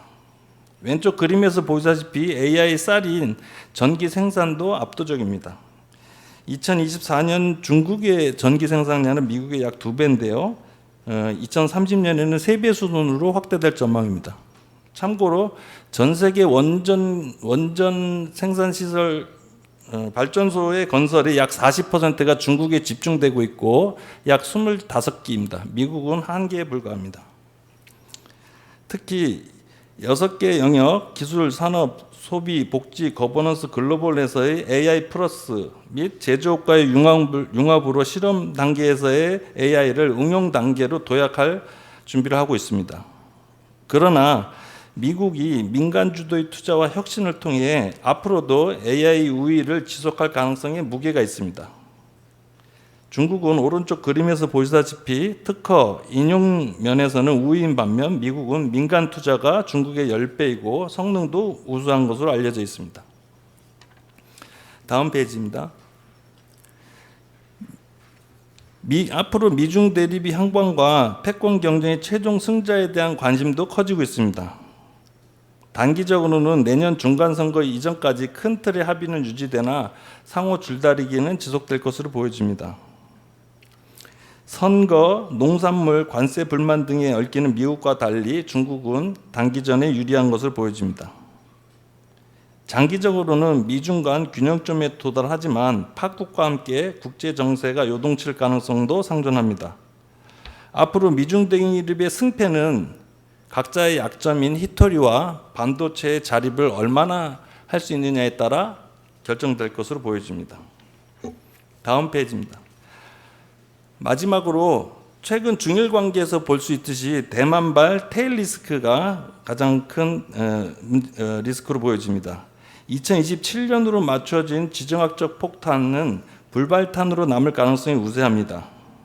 2027년은 인민해방군의 100주년, 시진핑의 산여임 종료 등으로 굉장히 민감한 시기입니다. 그렇지만 미국이 신속한 개입 등을 고려할 때 전면전 여지는 낮은 것으로 평가하고 있습니다.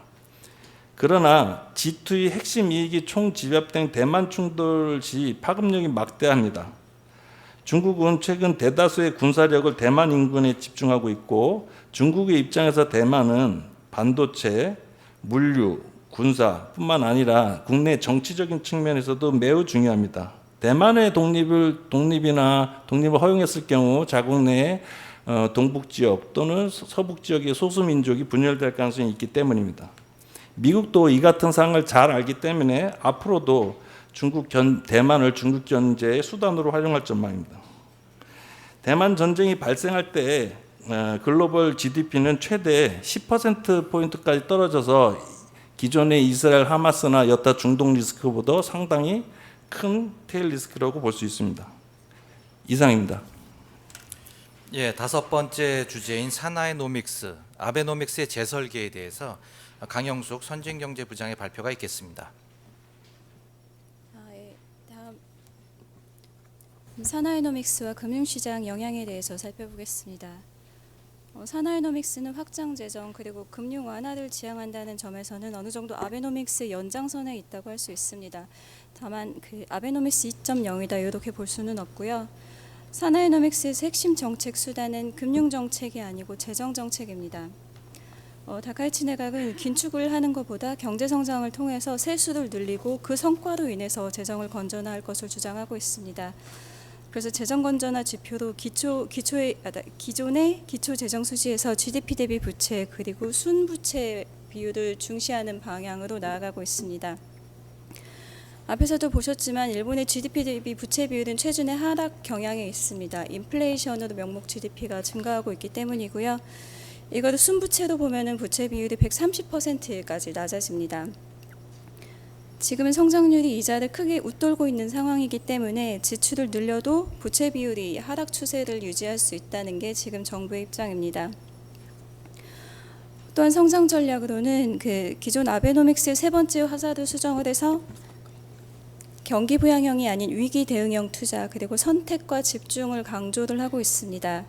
지금 당장으로서는 고물가 대응이 우선 과제이지만 정부가 주도적으로 나서서 반도체나 AI 등 전략 분야 육성에 주력하겠다는 방침을 갖고 있습니다. 여기서 주목해야 될 것은 지금 다카이치 내각이 높은 지지율입니다. 지금 2개월 차 됐는데 내각 지지율이 오히려 올라갔습니다. 그리고 다카이치 내각에서 지금 신설된 성장전략본부나 그 재정자문위원회에 있는 민간위원들도 다카이치 총리와 유사한 정책 기조를 보이고 있어서 지금 정책 드라이브가 강해질 가능성이 있다고 보여집니다. 다만 현재 일본 경제의 최대 리스크는 인플레이션과 장기금리 상승입니다. 지금 일본의 물가 상승률은 목표 수준을 크게 초과하고 있고요. 식품 물가에 민감한 가게가 느끼는 물가 상승률은 특히 10%도 넘는 상황입니다. 엔화도 큰 폭 약세에 있고요. 그래서 장기금리도 일본은행이 금융정책 정상화로 돌입하면서 상승 추세에 있습니다. 근데 그 사나이노믹스는 사실상 인플레이션과 엔저를 유발할 수 있는 정책이라고 보시면 됩니다. 왜냐하면 지금 일본 정부의 고물가 대책은 금리 인상으로 인플레이션 억제하기보다는 가계 지원을 함으로써 물가 상승률을 따라잡을 수 있도록 하는 방향으로 정책을 펴고 있습니다. 그러다 보니까 기업들이 가격을 부담을 전가하기 쉽게 되고 인플레이션이 가속해지기 쉬운 결과가 나옵니다. 또한 재정정책 측면에서도 잠재 성장률을 끌어올린 데는 사실 시간이 걸리기 때문에 그동안 재정 지출을 적극적으로 확대하게 되면 인플레이션이 높아지는 효과가 나옵니다. 정부가 적극 재정의 배경으로 GDP 대비 부채 비율을 하락을 강조하게 된다면 사실상 이전 정부에 비해서 인플레이션을 용인하거나 금리 상승을 억제할 가능성이 높아진다고 보실 수 있을 것 같습니다. 다음 페이지 보시겠습니다. 다카이지 내각 출범 이후 주가는 정책 기대감을 선반영해서 크게 상승을 했습니다. IB들은 이번에 발표된 경제 대책이 경제 성장률을 일정 정도 끌어올릴 수 있을 것으로 보고 있습니다. 다만 중장기적 효과는 기업들이 지금 대외로 나가고 있는 투자를 얼마나 국내 투자로 돌릴 수 있을지가 키포인트가 될 전망입니다. 그간 이제 기업들의 국내 투자가 부진했던 것은 사실 자금 제약이 문제라기보다는 인구 감소라거나 국내 소비에 대한 성장 기대감이 낮은 것이 주 배경이었기 때문에 정부가 재정 지원 늘린다고 해서 얼마나 기업 투자가 국내로 돌아올 수 있을지는 현재로서는 확신하기가 어려운 상황입니다. 이제 앞으로 성장 전략이 어떻게 정리될 것인지가 관건이 되겠지만 인재 부족 그리고 이제 전략 투자에 대해서의 리스크 인식 등도 기업들이 투자를 약간 주저할 수 있는 요인이 될 수 있을 것 같습니다. 그리고 성장 전략의 효과가 나타나기 전에 인플레이션이나 엔저 등의 부작용이 더 커지게 되면은 이제 정부 측에서 고물가 대응에 쫓기게 되면서 성장 전략의 추진 동력이 약화할 수도 있지 않을까 하는 우려도 있는 것 같습니다.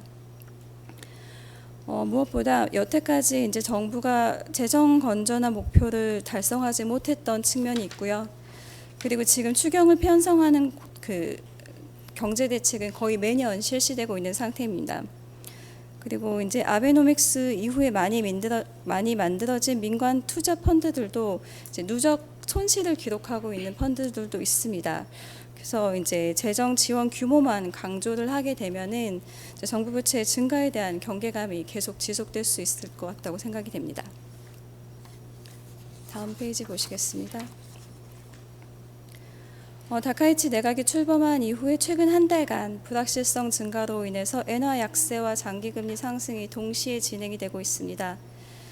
이번에 경제 대책이 확정이 되면서 시장의 시선은 이제 크리스마스 전후에 발표될 2026년 본 예산안이 주목을 받고 있습니다. 다만 제가 생각하기에 이제 사나이노믹스가 본격화되는 것은 2026년 본 예산이 아니고 추경이나 2027년 본 예산이 될 가능성이 높습니다. 왜냐하면 정부가 이제 내년 6월에 경제 재정의 운영 방침을 새롭게 발표를 하게 됩니다. 그리고 그때 이번에 새롭게 신설된 성장 전략 본부가 신성장 전략도 확정을 하게 됩니다. 그리고 일본은행도 같은 달에 국채 매입 감축 계획을 재검토하게 됩니다. 그래서 지금 이제 시장의 생각으로는 영국의 트러스 모먼트 같은 상황을 우려하는 시선이 많기 때문에 극단적인 정책은 이제 나오지 않을 것으로 많이 생각을 하지만 일본도 사실 이제 BOJ가 국채 보유를 줄이고 보험사도 이제 구조적인 매수세가 약화되고 있기 때문에 장기 국채 시장 수급 역학이 조금씩 악화되고 있습니다. 그래서 예상했던 것보다 큰 폭의 지출 확대가 있거나 아니면은 장기 금리 상승을 억제하는 내용이 발표가 되면은 시장이 지금 예상하는 것보다 크게 반응할 가능성이 있습니다. 사실 일본 같은 경우에 부채 비율이 훨씬 낮은 독일에 비해서도 장기 금리가 낮게 유지가 되고 있기 때문에 금융시장에 유동성을 공급해 오고 있는 상태입니다. 따라서 일본의 재정이나 인플레이션 안정에 대한 불신이 커지거나 급격한 정책 궤도 수정으로 이어지면은 글로벌 금융시장에도 크게 영향을 미칠 가능성이 있어서 앞으로 유의해야 될 점이라고 생각이 됩니다. 특히 일본의 장기금리 상승은 미국의 장기금리 상승으로 이어져서 미국의 재정 비용을 증가시킬 수 있는 요인이 될 수도 있기 때문에 앞으로 유의해서 지켜봐야 될 부분이라고 생각이 됩니다. 이상입니다. 예, 그럼 마지막으로 그 미 달러화 AI 드리븐 레질리언스에 대해서 이상한 외환분석부장의 발표가 있겠습니다. 그리고 이상원 부장께는 이번 설명의 전체적인 종합 평가도 부탁드리겠습니다. 안녕하십니까. 마지막 이슈 AI가 미 달러화의 회복 탄력성을 어떻게 변화시키고 있는지에 대해서 말씀드릴 외환분석부 이상원 부장입니다. 먼저 미국 경제의 실물 경제 측면에 대해서 말씀드리겠습니다. 미국 민간 부문은 2016년 그 이세돌 구단과 알파고와의 그 충격적인 대결 등이 계기가 되어서 R&D 투자를 본격적으로 하기 시작했습니다. 그래서 그 꾸준히 R&D 투자가 늘어온 결과 최근 수년 동안은 미국의 GDP 대비 3%대의 R&D 투자가 이루어지고 있고요. 이는 절대 규모로 봤을 때는 다른 어떤 나라들보다 4배 이상 되는 큰 규모라고 할 수 있겠습니다. 그리고 캐펙스 측면에서는 그 R&D에서의 어떤 투자를 통한 어떤 미래 그 상업성 등이 입증이 되기 시작하면서 2010년대 후반부터 빅테크 기업들의 AI 인프라 투자 경쟁이 본격화되어서 현재 보시는 상황에 이르게 되었습니다. 이렇게 미국 경제 주체들이 미래 그 생산성 제고를 위한 투자가 현재 성장을 끌어올리는 그 선순환 구조가 지속되면서 미국은 추세를 웃도는 성장세를 지속하고 있습니다. 2022년 그 고금리 그 우려가 부각되었을 때부터 미국은 항상 매해 경기 침체 우려를 받아왔지만 매해 3%에 가까운 성장률을 유지하고 있는 것도 이러한 배경에서 비롯한다고 볼 수 있겠습니다. 예, 이번에는 AI를 둘러싼 미국 정부의 그 정책 중에서 자금 흐름과 연결 지을 수 있는 부분에 대해서 말씀드려보고자 합니다. 핵심은 AI 등 핵심 산업의 생산 활동이 미국 중심으로 이루어지도록 정책적으로 재편 노력을 하고 있다는 점입니다. 먼저 트럼프 1기에 이어서 바이든 행정부에서도 일관되게 글로벌 기업들의 미국 기업들의 그 리쇼어링을 촉진하고 있고요. 이로 인해서 미국 내국인들의 대외 직접 투자는 크게 둔화된 상태입니다. 이러한 둔화된 현상은 왼쪽 차트를 통해서 확인하실 수 있겠습니다. 반면에 그 미국 입장에서 외국인 비거주자 측면에서의 자금 유입을 유도하는 정책도 현재 이루어지고 있다고 볼 수 있겠습니다.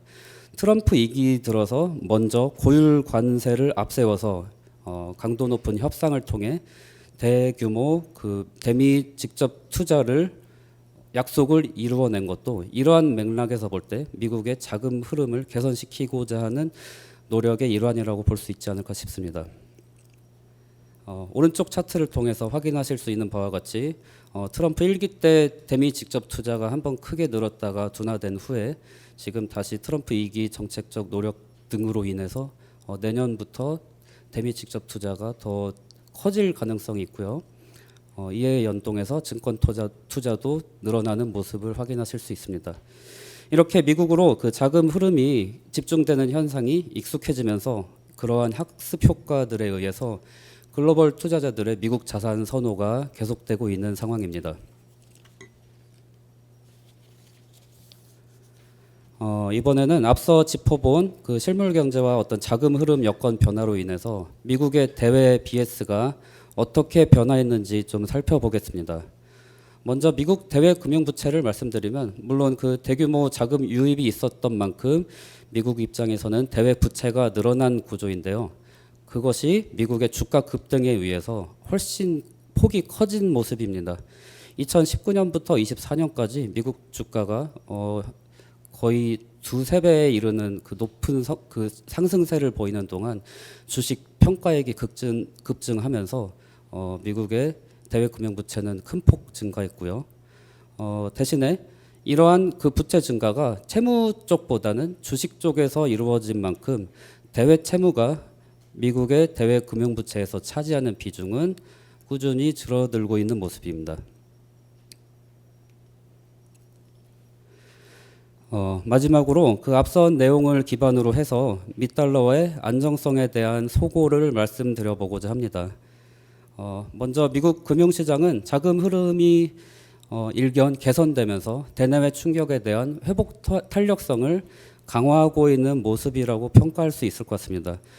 물론 미국의 순대외 금융 부채가 크게 늘어나고 있는 것을 좋아지고 있다라고 얘기하는 것은 상당한 어폐가 있는 측면이 있고요. 물론 그래서 2부에서도 앞서 저희 실장님께서 그런 부분을 잘 지적을 해주셨지만 그럼에도 불구하고 현 시점에서 봤을 때는 이러한 미국의 부채 증가가 AI를 타이틀로 하는 그 주식 자금 중심으로 이루어지고 있고, 그리고 내년도에는 글로벌 주요국들의 재정 건전성 악화가 우려되고 있는 시점에 이런 변화가 있는 점은 미국은 그 대외 BS의 구조적 측면에서 강점으로도 지목할 수 있지 않을까 싶습니다.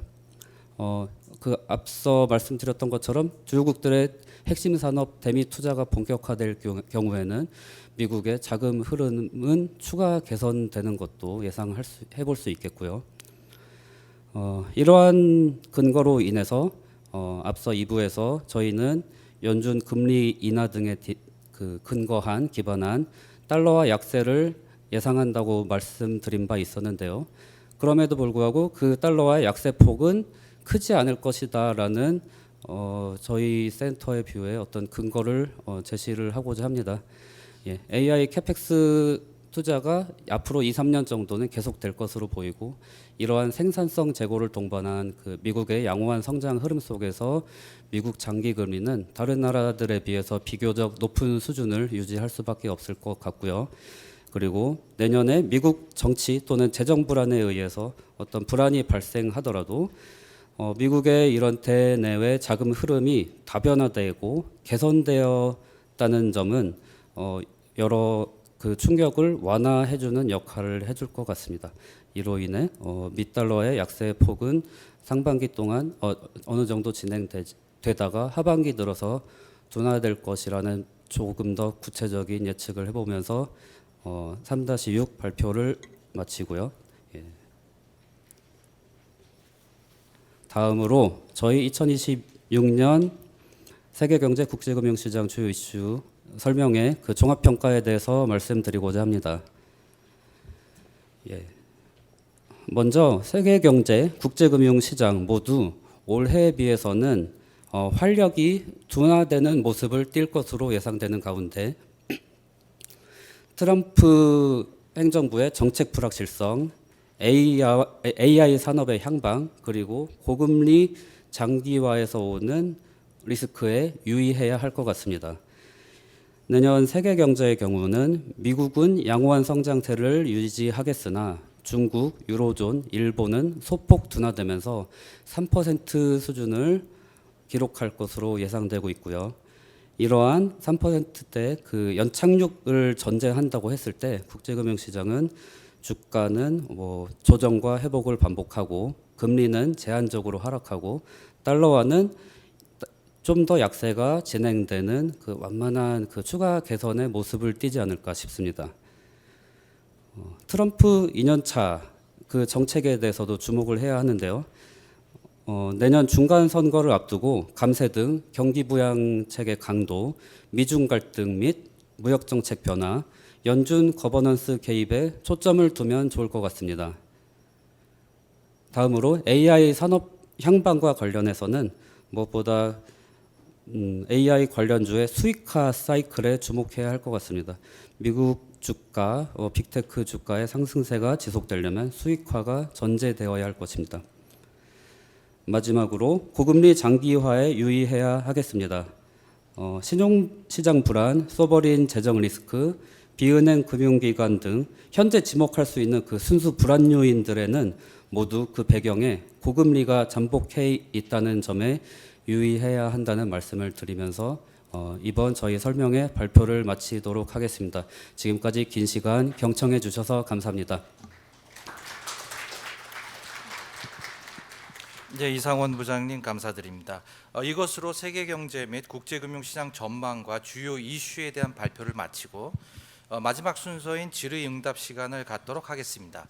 그 질문이 있으신 분들은 거수를 하셔도 되고요. 그 저희 자료집을 보시면은 QR 코드가 있습니다. QR 코드를 활용해서 질문을 올리시면 됩니다. 질문에 대해서는 저희가 시간이 허락하는 범위 내에서 최대한 답변을 드리도록 하겠습니다. 먼저 그 저희가 발표하는 동안 이미 많은 질문이 올라와 있는데요. 제가 이제 질문들을 대략 정리를 해보니까 크게 두 가지 카테고리로 구분이 됩니다. 첫 번째는 환율, 특히 원달러 환율에 대한 질문들을 많이 올리셨고요. 두 번째로는 이제 AI 붐과 이 주식시장 향방에 대해서 그 많은 질문들을 올리셨는데요. 먼저 이 질문부터 소화하고 장내 그 질문이 있으신 분들 거수로 받도록 하겠습니다. 먼저 그 한미 관세 협상 이슈가 어느 정도 마무리되었고 또 일본의 재정 악화 우려로 엔화 약세와 또 미국 연준 위원들의 잇따른 매파적 발언으로 인해서 저희 원달러 환율 하락이 제한되는 분위기다라는 이제 질문을 주셨는데요. 이런 상황에서 2026년 우리나라 그 원달러 환율의 흐름은 어떠한지 궁금합니다라고 질문을 주셨습니다. 여기에 대해서 그 이상원 부장께서 좀 답변을 좀 주시죠. 네, 원달러 환율 전망은 언제나 매우 조심스럽고 되도록이면 그 입장을 밝히지 않는 그런 입장을 갖고 있지만 지금 이제 중요한 내년도 설명회인 만큼 이에 대한 그 대략적인 윤곽에 대해서 말씀드리고자 합니다. 예, 먼저 저희는 이제 원달러 환율 전망을 하는데 앞서서 달러 인덱스의 방향성에 먼저 주목을 하는데요. 달러 인덱스에 대한 전망은 앞서 2부에서 확인하셨던 것처럼 상반기, 그러니까 내년 중반까지 한 2에서 3% 정도 하락한 후에 하반기에는 횡보하는 모습을 그릴 것으로 지금 예상되고 있는데, 뭐 원달러에 대한 전망도 그 전망에서 크게 벗어나기는 어렵다고 봐야 될 것 같습니다.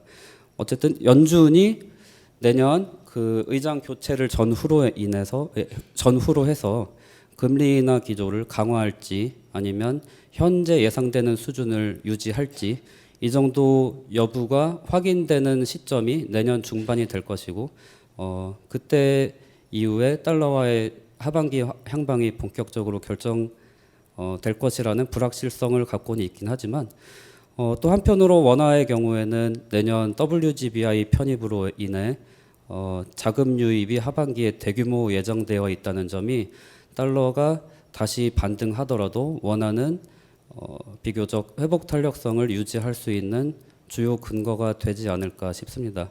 지금 블룸버그를 통해서 확인할 수 있는 환율 전망치는 분기당 원화가 1% 정도 강세를 보이는 환율 측면에서 봤을 때 우하향 경로를 예상하고 있습니다. 예, 이상입니다. 네, 답변 감사드립니다. 혹시 장내에서 혹시 질문하실 분 있으신가요? 거수를 해주시면은 저희 진행 요원께 진행 요원이 마이크를 갖다 드리도록 하겠습니다. 저기 제가 잠깐 그 원달러 관련해서 약간의 보충 하는 말씀을 드릴까 합니다. 그러니까 우리가 시장이 그 외환 시장이라는 게 뭐 원달러만 있는 것도 아니고 여러 시장 여러 통화의 시장들이 있고 그리고 그 금융 시장이라는 게 외환 시장도 있고 주식 시장도 있고 채권 시장도 있고 관련 파생 상품 시장도 있지 않겠습니까? 근데 지금 방향성에 대한 부분에 대해서는 뭐 말씀드리기가 뭐 쉽지 않습니다. 뭐 그렇지만 과연 이게 그 최근에 계속되는 환율 상승이 국가 신용도나 크레딧이나 국가 경제에 대한 신뢰, 해외 투자들의 신뢰도나 안정성 측면에서 문제냐?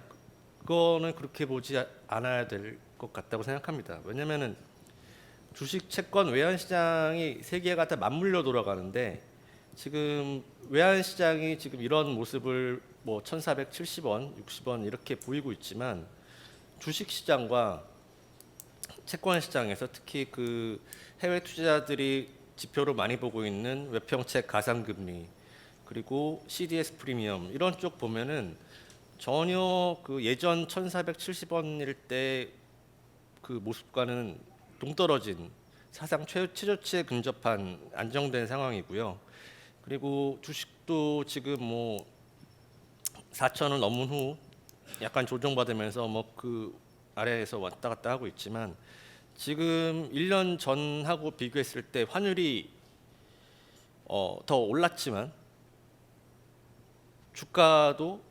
주가는 더 크게 올랐죠. 사실 그런 다른 채권 시장과 주식 시장과의 그 움직임을 생각하면은 이게 우리나라의 신용도의 문제라고 볼 수는 없을 것 같고 그리고 우리나라가 실제로 그 올해 두 번 외평채를 발행했습니다. 그 유로와 엔화, 달러와 G3 커런시 모두로 그 채권을 발행했는데 그때 그 투자자들이 보여준 그 반응이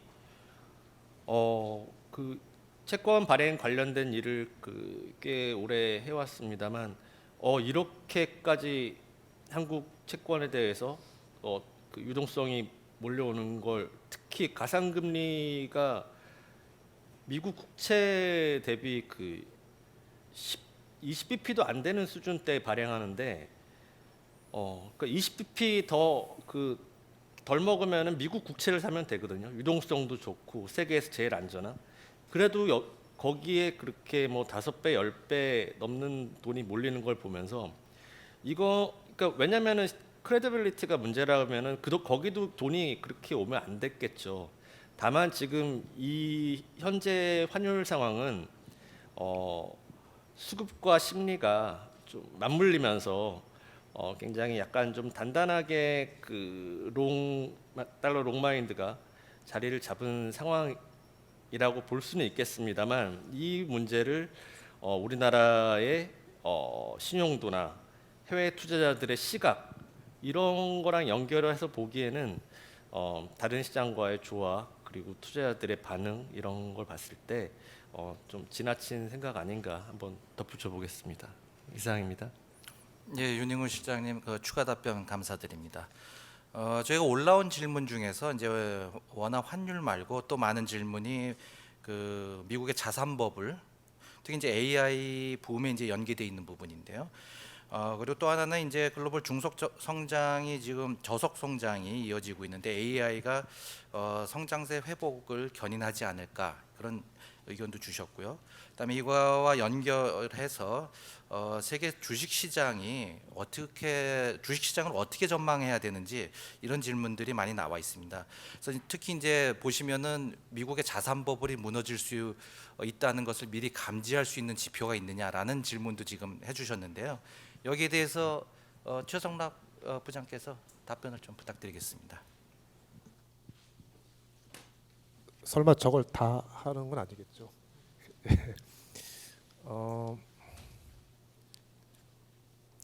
그 질문에 대답하기는 상당히 어렵습니다. 그 누구는 AI가 지금 버블이라 그러고 누구는 버블이 아직 아니다라고 말하는데 이거는 당연히 이제 우리가 미래를 알지 못하기 때문일 수도 있지만 사실 버블에 대한 정의가 우리가 명확하게 합의하는 게 사실 없고 어느 정도 합의가 됐다 하더라도 어디까지는 버블이 아직 아니고 어디서부터는 이제는 버블이고 이런 인계치에 대한 사실 합의도 없습니다. 그래서 저마다의 기준을 가지고 이건 버블이야 아니야 이렇게 말하는데요. 그럼에도 불구하고 이제 과거에 뭐 닷컴 버블이나 더 옛날에 무슨 철도 버블이나 이런 걸 보면은 몇 가지 공유하고 있는 특징은 있습니다. 첫 번째는 일단 그런 기술 측면에서 테크 측면에서 뭔가 세상을 좀 크게 변화시킬 수 있는 혁신적인 그런 기술이 일단 밑바닥에 깔려는 있습니다. 그래서 그 기술에 대해서 어마어마한 투자가 들어가고요.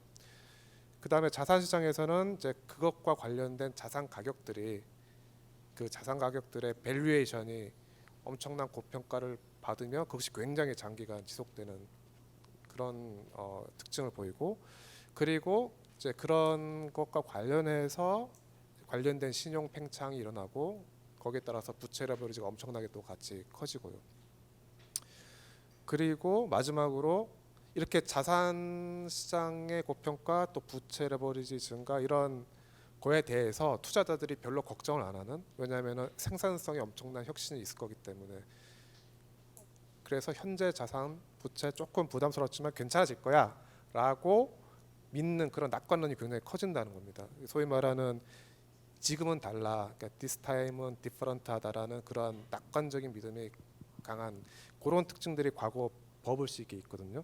지금 보면은 지금 AI가 어느 정도는 그런 것들을 포함하고 있다고 생각합니다. 자산 가격이 어느 정도 높고 부채 조금씩 늘어나고 시작하고 있고 당연히 AI가 세상을 바꿀 기술이라고 믿는 사람들 많고 생산성도 얘기되고 있죠. 그래서 이런 것들을 종합하면 버블 형성이 되고 있냐 안 되고 있냐고 묻는다면 저는 개인적으로 그렇다라고 말을 하고요. 그러면 어느 정도냐? 이거는 사실 정량적으로 어느 정도가 버블을 우리가 숫자로 딱딱 매길 수는 없습니다만 그래도 만약에 도식화 한다면 버블 형성의 사이클 중에서 초기, 중기 그 사이 어디쯤 있지 않을까? 개인적으로 그렇게 일단 생각을 하고 있고요. 그 다음에 이제 이런 것들이 이제 앞으로 어떻게 될 것이냐가 중요하겠죠. 버블이 어떤 식으로 더 발전하고 마지막에 어떤 모습을 띨까 궁금한데 사실 솔직히 말씀드리면 거기에 대해서 명확하게 단언은 할 수는 없습니다만 과거 사례를 보면은 정말로 세상을 크게 바꾸는 혁신적인 기술이라면 그 투자 기회를 누가 놓치겠습니까? 버블이 형성될 수밖에 없는 것 같아요. 과거의 그런 철도나 인터넷이나 이런 걸 보면은 어떤 규제나 이런 걸로 막을 수 있는 게 아니지 않습니까? 그래서 버블 형성 자체는 좀 불가피하지 않을까라고 하는 생각을 가지고 있고요. 다만 한 가지 조금 그래도 고무적인 거는 지금 최근에 AI 그 버블 경계감 같은 것이 오히려 조금 거시적으로 본다면 좀 관찰자 입장에서 본다면 이런 버블을 억누를 수 있는 버블의 속도를 조금 더 더디게 해서 실제 그 실물 경제의 그런 혁신과 생산성과의 괴리를 크게 벌어지지 않게 하는 그런 요인들이 된다고 생각합니다.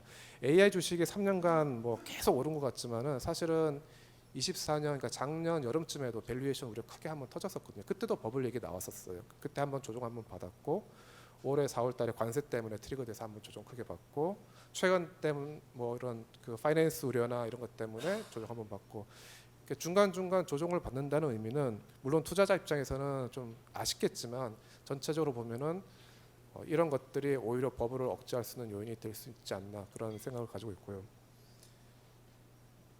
주식시장과 관련해서는 그래서 저희가 내년 주식시장을 조금 위험이 있는 시장이라고 생각하는데요.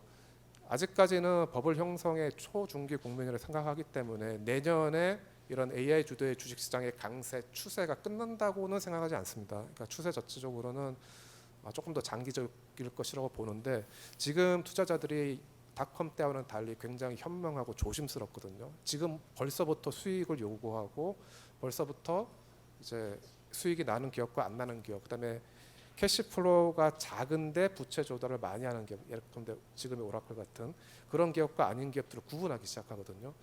그런 것들 때문에 내년 주식시장이 투자 관점에서 보면은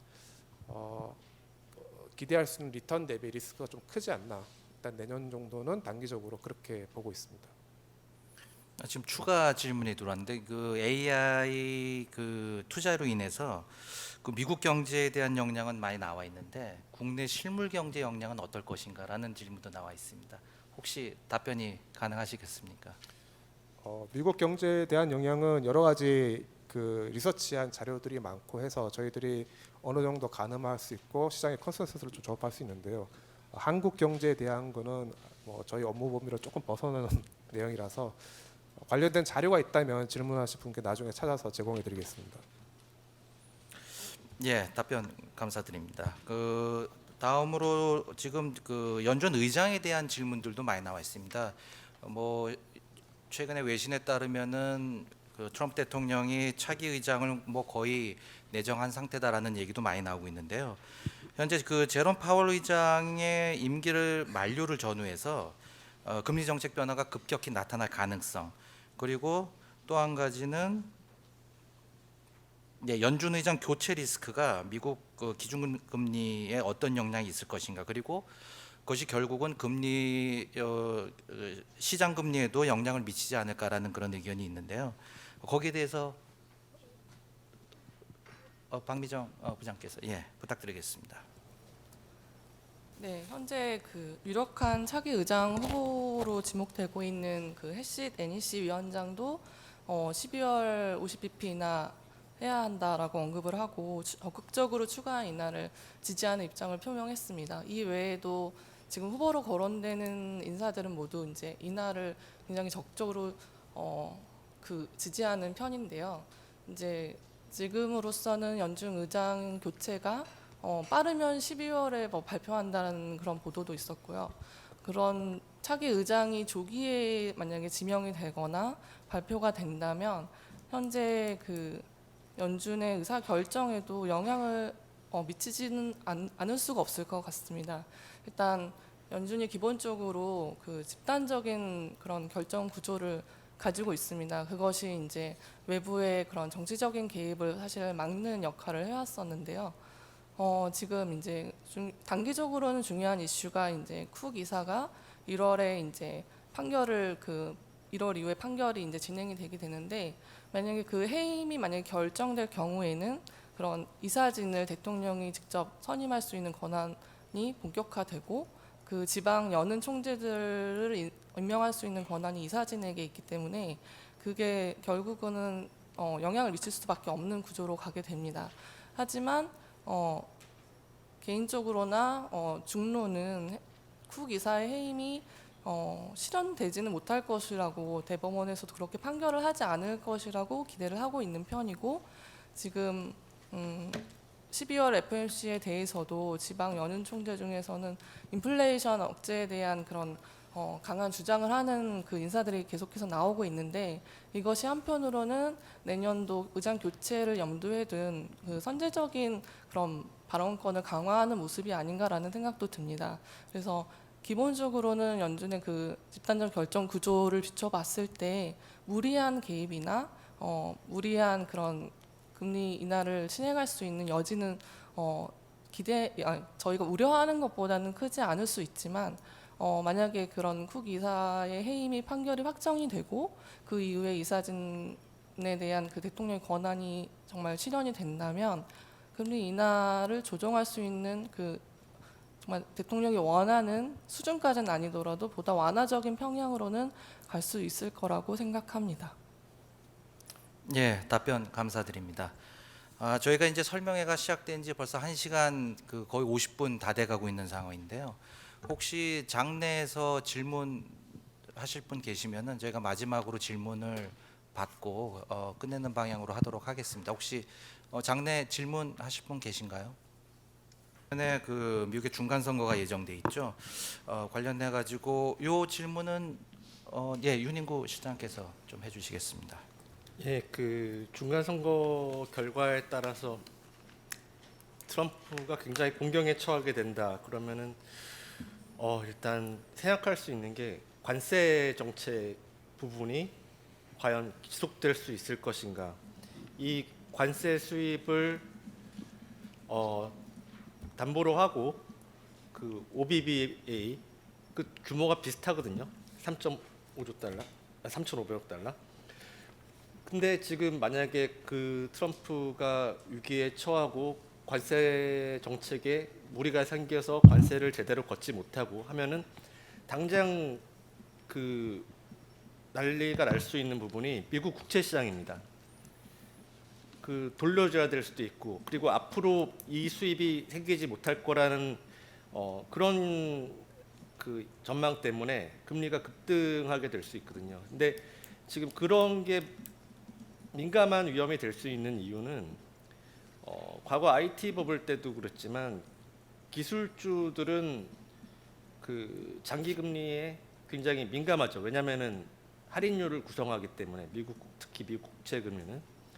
그리고 지금 AI 관련된 뭐 하이퍼스케일러들 그 채권 발행 어마어마하게 하는 얘기도 나왔지만, 이제 점점 초기에는 그 기업들이 자기네들이 가지고 있는 돈을 써서 다른 기업에 투자하는, 자기네들의 밸런스 시트를 써서 다른 기업에 투자해서 그 돈으로 AI가 발전한 단계에서 지금은 어떻게 보면은 이제 주주만 다 그걸 감당할 수는 없다. 채권을 발행해서 주주와 채권자가 이 리스크를 공유하자라는 쪽으로 점점 가고 있는 움직임인 것 같아요. 이렇게 채권 발행이 늘어나는 거 보면은. 근데 이렇게 채권에 대한 의존도가 높아질 때 장기 금리가 갑자기 그런 사실 아무것도 아닌 이유 때문에도 그 갑자기 금리가 급등하는 경우들이 생기기도 합니다. 또 아무것도 아닌 이유도 있을 수 있고요. 근데 그런 점에서 미국 장기 금리가 급등을 하게 된다면, 또 그리고 그 플래시 크래시 얘기가 많이 나왔었죠 예전에. 단기 금리 쪽에서 그 레포 쪽에서 자금 조달 때문에 무리가 생겨서 또 그 단기 금리도 움직이게 된다. 이렇게 되면은 자산 가격 말씀하신 대로 그 자산 가격에 뭔가 좀 충격을 줄 수 있는 요인이 충분히 될 수 있겠죠. 사실 2022년에 10개월 동안 꾸준히 주식이 하락을 했는데 그렇게 회복이 더디게 10개월 동안 지속되기도 힘든 일이었거든요. 근데 그때도 오르는 이유가 미국 장기 금리가 급등을 했고 그 이유는 인플레이션 때문에 연준이 금리를 인상했는데 지금은 인플레이션이 아니라 그런 장기 금리 급등을 유발할 수 있는 게 뭐냐면 앞서 저희가 소개했던 재정에 대한 우려 그런 부분이 있을 것 같아요. 그래서 트럼프 정부가 만약에 재정에서 뭔가 좀 무리가 생긴다, 특히 그 정치적인 요인 때문에 그런 점들이 생긴다고 하면은 자산 시장에도 영향을 미칠 수 있지 않을까 생각이 됩니다. 예, 답변 감사드립니다. 저희가 그 준비한 시간이 거의 다 되어가고 있기 때문에요. 혹시 질문 있으시면은 하나만 더 받도록 하고요. 혹시 질문이 없으시면은 있으신가요? 예, 질문이 없으시면은 이것으로 질의 응답을 마무리하고요. 저희 국제금융센터가 준비한 2026년 세계경제 및 국제금융시장 전망 설명회를 마치도록 하겠습니다. 장시간 자리를 함께해 주셔서 감사합니다.